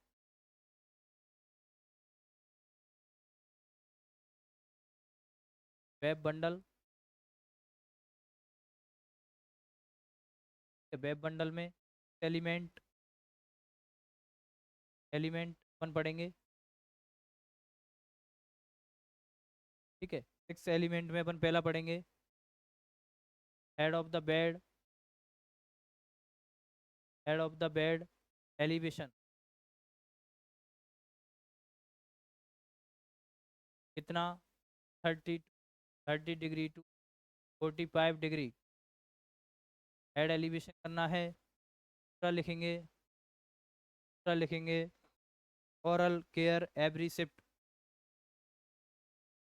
ओरल केयर एवरी शिफ्ट। मैंने बताया था एवरी शिफ्ट क्या करना है, माउथ वॉश कराना है। Oral care, oral care every shift, every shift, हर शिफ्ट में क्या करना है, ओरल केयर करवाना है क्लोरोहेक्साडीन से। और 24 आवर में क्या करना है, कि इधर से इधर करना है, ईटी को इधर से इधर करना है, नहीं तो क्या हो जाएगा, अल्सर बन जाएगा। एक जगह ईटी रहेगी तो क्या हो सकता है, कॉर्नर पे अल्सर बन सकता है। इसलिए अपन को ईटी को इधर से इधर करना है, इधर से इधर करना है। कब करना है? हर 24 आवर में अपन को ईटी पोजिशन करनी है बच्चों। घबराना नहीं है कि डॉक्टर क्या बोलेगा, ईटी निकल जाएगी। आपको केयरफुली होके काम करना है ना, इधर से उधर लगाना है बस। ठीक है, और वो करना जरूरी है, नहीं तो अल्सर बन जाएगा, बेड सोर बोल सकते हैं, अल्सर बोल सकते हो। चलो, दूसरा दूसरा अपन देते हैं स्ट्रेस अल्सर प्रोफाइलेक्सिस। स्ट्रेस, ये चेक, ये वेब बंडल से क्वेश्चन पूछा जा सकता है। स्ट्रेस सकता है कि all of the all of the above, the following is not consider in the VAP bundle. इनमें से कौन सा वेब बंडल का पार्ट नहीं है, वेब बंडल का एलिमेंट नहीं है, पूछ सकता है वो। चार ऑप्शन देगा, तीन ऑप्शन वेब बंडल के दे देगा, एक कुछ अलग दे देगा, और पूछ लेगा इनमें से कौन सा नहीं है। या फिर ऐसा पूछ सकता है इनमें से कौन सा है, तो इनमें से कौन सा है वो तो कम बनेंगे, लेकिन इनमें से कौन सा नहीं है वो क्वेश्चन ज्यादा बनेगा इसमें से। ठीक है, तो अपन को छह याद रखने हैं। स्ट्रेस अल्सर प्रोफाइलेक्सिस, ये दे सकता है ऑप्शन में क्या, बेड सोर, बेड सोर अल्सर, बेड सोर प्रोफाइलेक्सिस, ये क्वेश्चन ये इसमें डाल सकता है, उसको टिक कर दोगे आप, है ना। देख लेना, आपको छह एलिमेंट अपन को याद करते हैं। एक्सेप्ट का क्वेश्चन यहाँ से पूछा जाएगा कि कौन सा नहीं है। ठीक है, स्ट्रेस अल्सर प्रोफाइलेक्सिस और डेली सडेशन। अब सडेशन देना जरूरी है वेंटिलेटर पे, तो डेली सडेशन, और सडेशन स्कोर का अपन को पता करना है। क्या करना है, सडेशन स्कोर अपन को देख के चलना है बार बार।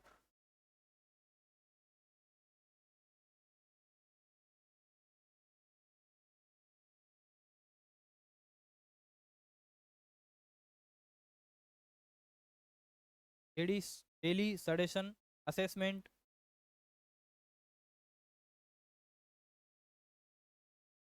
Daily sedation assessment and breathing, breathing trial. हमेशा क्या करना है, पेशेंट को अपन को ब्रीदिंग करवा के ट्रायल पे लेना है, क्योंकि वेंटिलेटर से उसको निकालना है ना ब्रीदिंग ट्रायल, उसको बीनिंग मोड पे लेके जाना है, एसआईएमबी मोड पे लाना है, सपोर्ट मोड पे लाना है। तो ऐसे ही तो नहीं कि उसको परमानेंटली अपन वेंटिलेटर पे रखेंगे, तो उसको अपन ब्रीदिंग ट्रायल करवानी है। ठीक है, इससे क्या होगा, इससे वेप का मैनेजमेंट, वेंटिलेटर एसोसिएटेड निमोनिया के कम चांस रहेंगे। डेली सेडेशन, डेली सेडेशन का असेसमेंट असेसमेंट करना है। एक सेडेशन चेकलिस्ट होती है, मैं ही पढ़ाऊंगा आपको सेडेशन को कैसे देखना है। राम से स्केल वगैरह मैं आपको पढ़ाऊंगा, रिकर्स स्केल पढ़ाऊंगा, राम से स्केल पढ़ाऊंगा। ठीक है, अपन को सेडेशन स्केल अपन देखते हैं, वो आईसीयू में देखते हैं ना, आईसीयू में राम से स्केल ज़्यादा यूज करते हैं, मैं बता दूंगा आगे। सेडेशन असेसमेंट अपन को करना है, और क्या करना है, ब्रीदिंग ट्रायल का यूज करते हैं, और डीबीटी प्रोफाइल एक्सेस, ये 5 पॉइंट करो इसको, 5 होते हैं, 5 लिखो।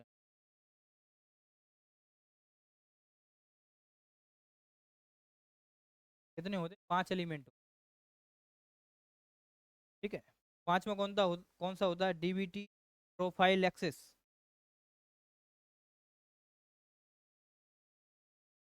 डीबीटी प्रोफाइल एक्सेस किससे करते हैं, या तो डीबीटी पंप लगा देंगे पेशेंट को, डीबीटी पंप लगा देते हैं। ठीक है, और क्या कर सकते हैं,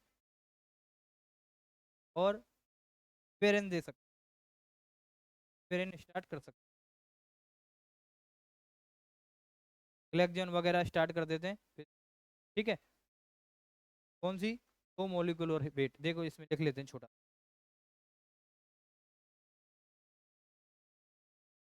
जगह कंज्यूम कर लेता हूँ यार, है ना, पड़ता।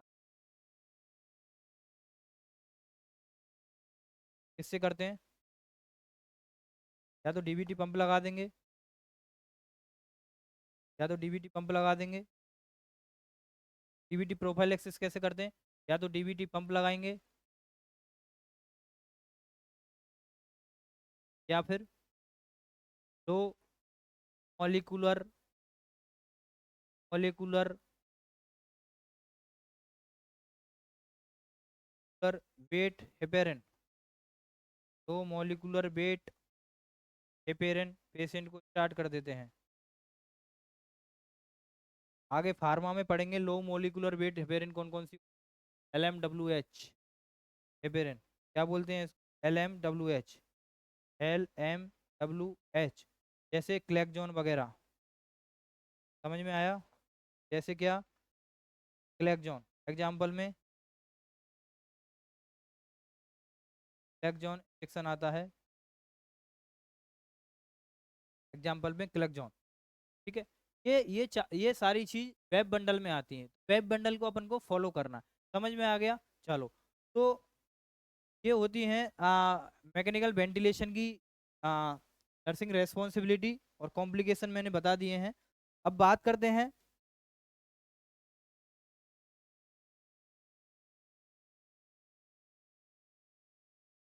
एक स्लाइड की, और खास है कि हम स्पेशल पॉइंट लिख लेते हैं मैकेनिकल वेंटिलेशन के, उसके बाद क्लास खत्म करेंगे। हम स्पेशल पॉइंट, ब्लैक पेन के लिए, हम स्पेशल पॉइंट, हम स्पेशल पॉइंट हेडिंग करके लिखेंगे क्या, always kept, always, always kept, हमेशा रखो क्या, एम्बू बैग, जो मान लो खराब हो गया, मैकेनिकल वेंटिलेशन रुक गया। मेरी शिफ्ट में हुआ था बच्चों, जब मैं आईसीयू में करता था, एक एनआईवी पे, एनआईवी मतलब नॉन इन्वेजिव वेंटिलेशन, मतलब मास्क से मैं उसको वेंटिलेट करवा रहा था, पेशेंट चल रहा था बढ़िया, अचानक से उसका वेंटिलेटर का प्लग निकल गया था और वो डिस्चार्ज होके बंद हो गया था। अब पेशेंट एकदम घबरा रहा था, क्योंकि मास्क लगा था, आवाज नहीं आ रही थी, और घबरा रहा था एकदम। तो मुझे क्या, विद इन द सेकेंड, मुझे 30 सेकेंड 1 मिनट के अंदर पता लग गया था कि यार कुछ तो हो रहा है उस पेशेंट। मैं गया भाग के, एकदम मैंने देखा अरे यार वेंटिलेटर बंद पड़ा है।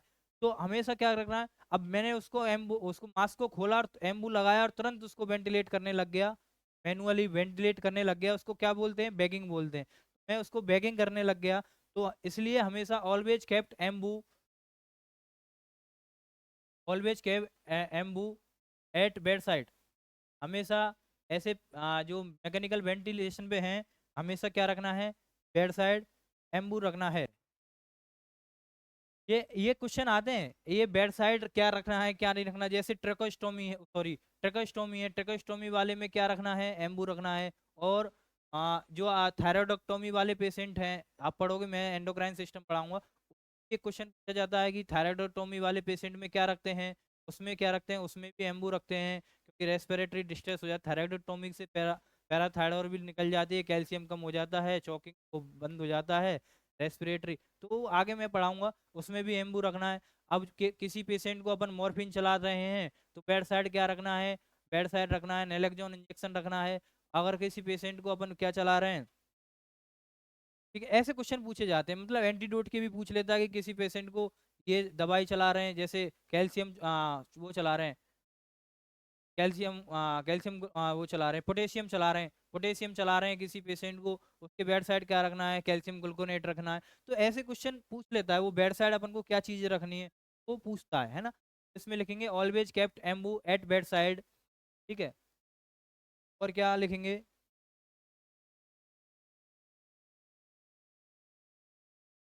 Maintain VAP, maintain VAP bundle,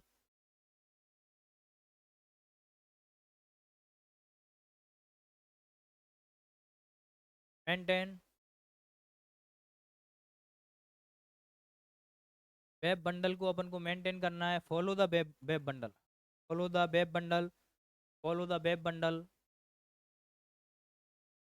follow element 5, 5 कर लो,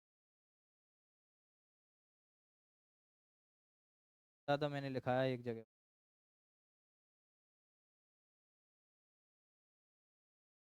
follow the VAP bundle,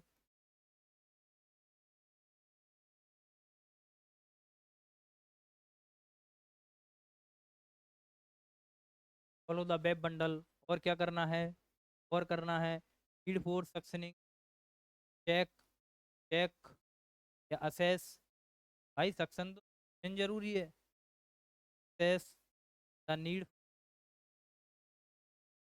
need for,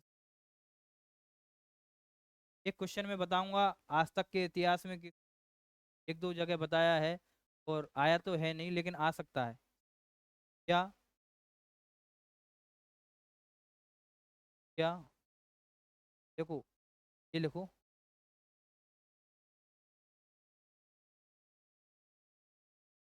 आपने बहुत पढ़ा होगा शॉर्ट टू अपीयरेंस, आपने पढ़ा होगा बच्चों। स्टार, मैं इसको स्टार लगा के लेके चलूंगा कुछ। आज तक तो पूछा गया नहीं है लेकिन पूछा जाएगा। Short to appearance. क्या? Short tooth appearance, short tooth appearance, appearance. आपने पढ़ा होगा short tooth appearance in the EC, किस में देखने को मिलती है? किस में देखने को मिलती है? एट्रियल फिब्रिलेशन में देखने को मिलती है। समझ में आया? ये तो आपने पढ़ लिया कि short tooth appearance atrial fibrillation में देखने को मिलता है। मैं पूछता हूँ, अब देखो मैंने बोला short tooth appearance the ECG, आप कॉपी की छत पे लिख लेना, short tooth appearance in the ECG seen in atrial atrial fibrillation. ठीक है, मैं बोल रहा हूँ short tooth appearance in the ventilator screen. अब बताओ ये किस में क्या इंडिकेट करता है बच्चों? Short tooth appearance on ventilator screen.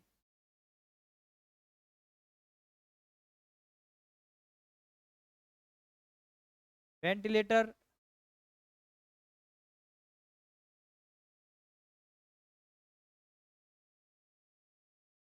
Ventilator screen किसमें देखने को मिलती है बच्चों?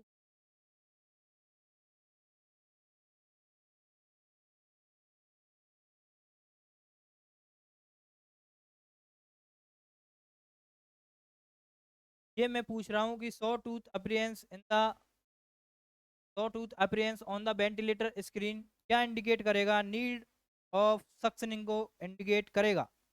क्या इंडिकेट करेगा? कि जब भी saw tooth appearance, saw tooth wave अगर वेंटिलेटर की स्क्रीन पे आपको देखने को मिले, आप समझ जाना कि इसको क्या है, सक्शनिंग बहुत ज्यादा जरूरत है।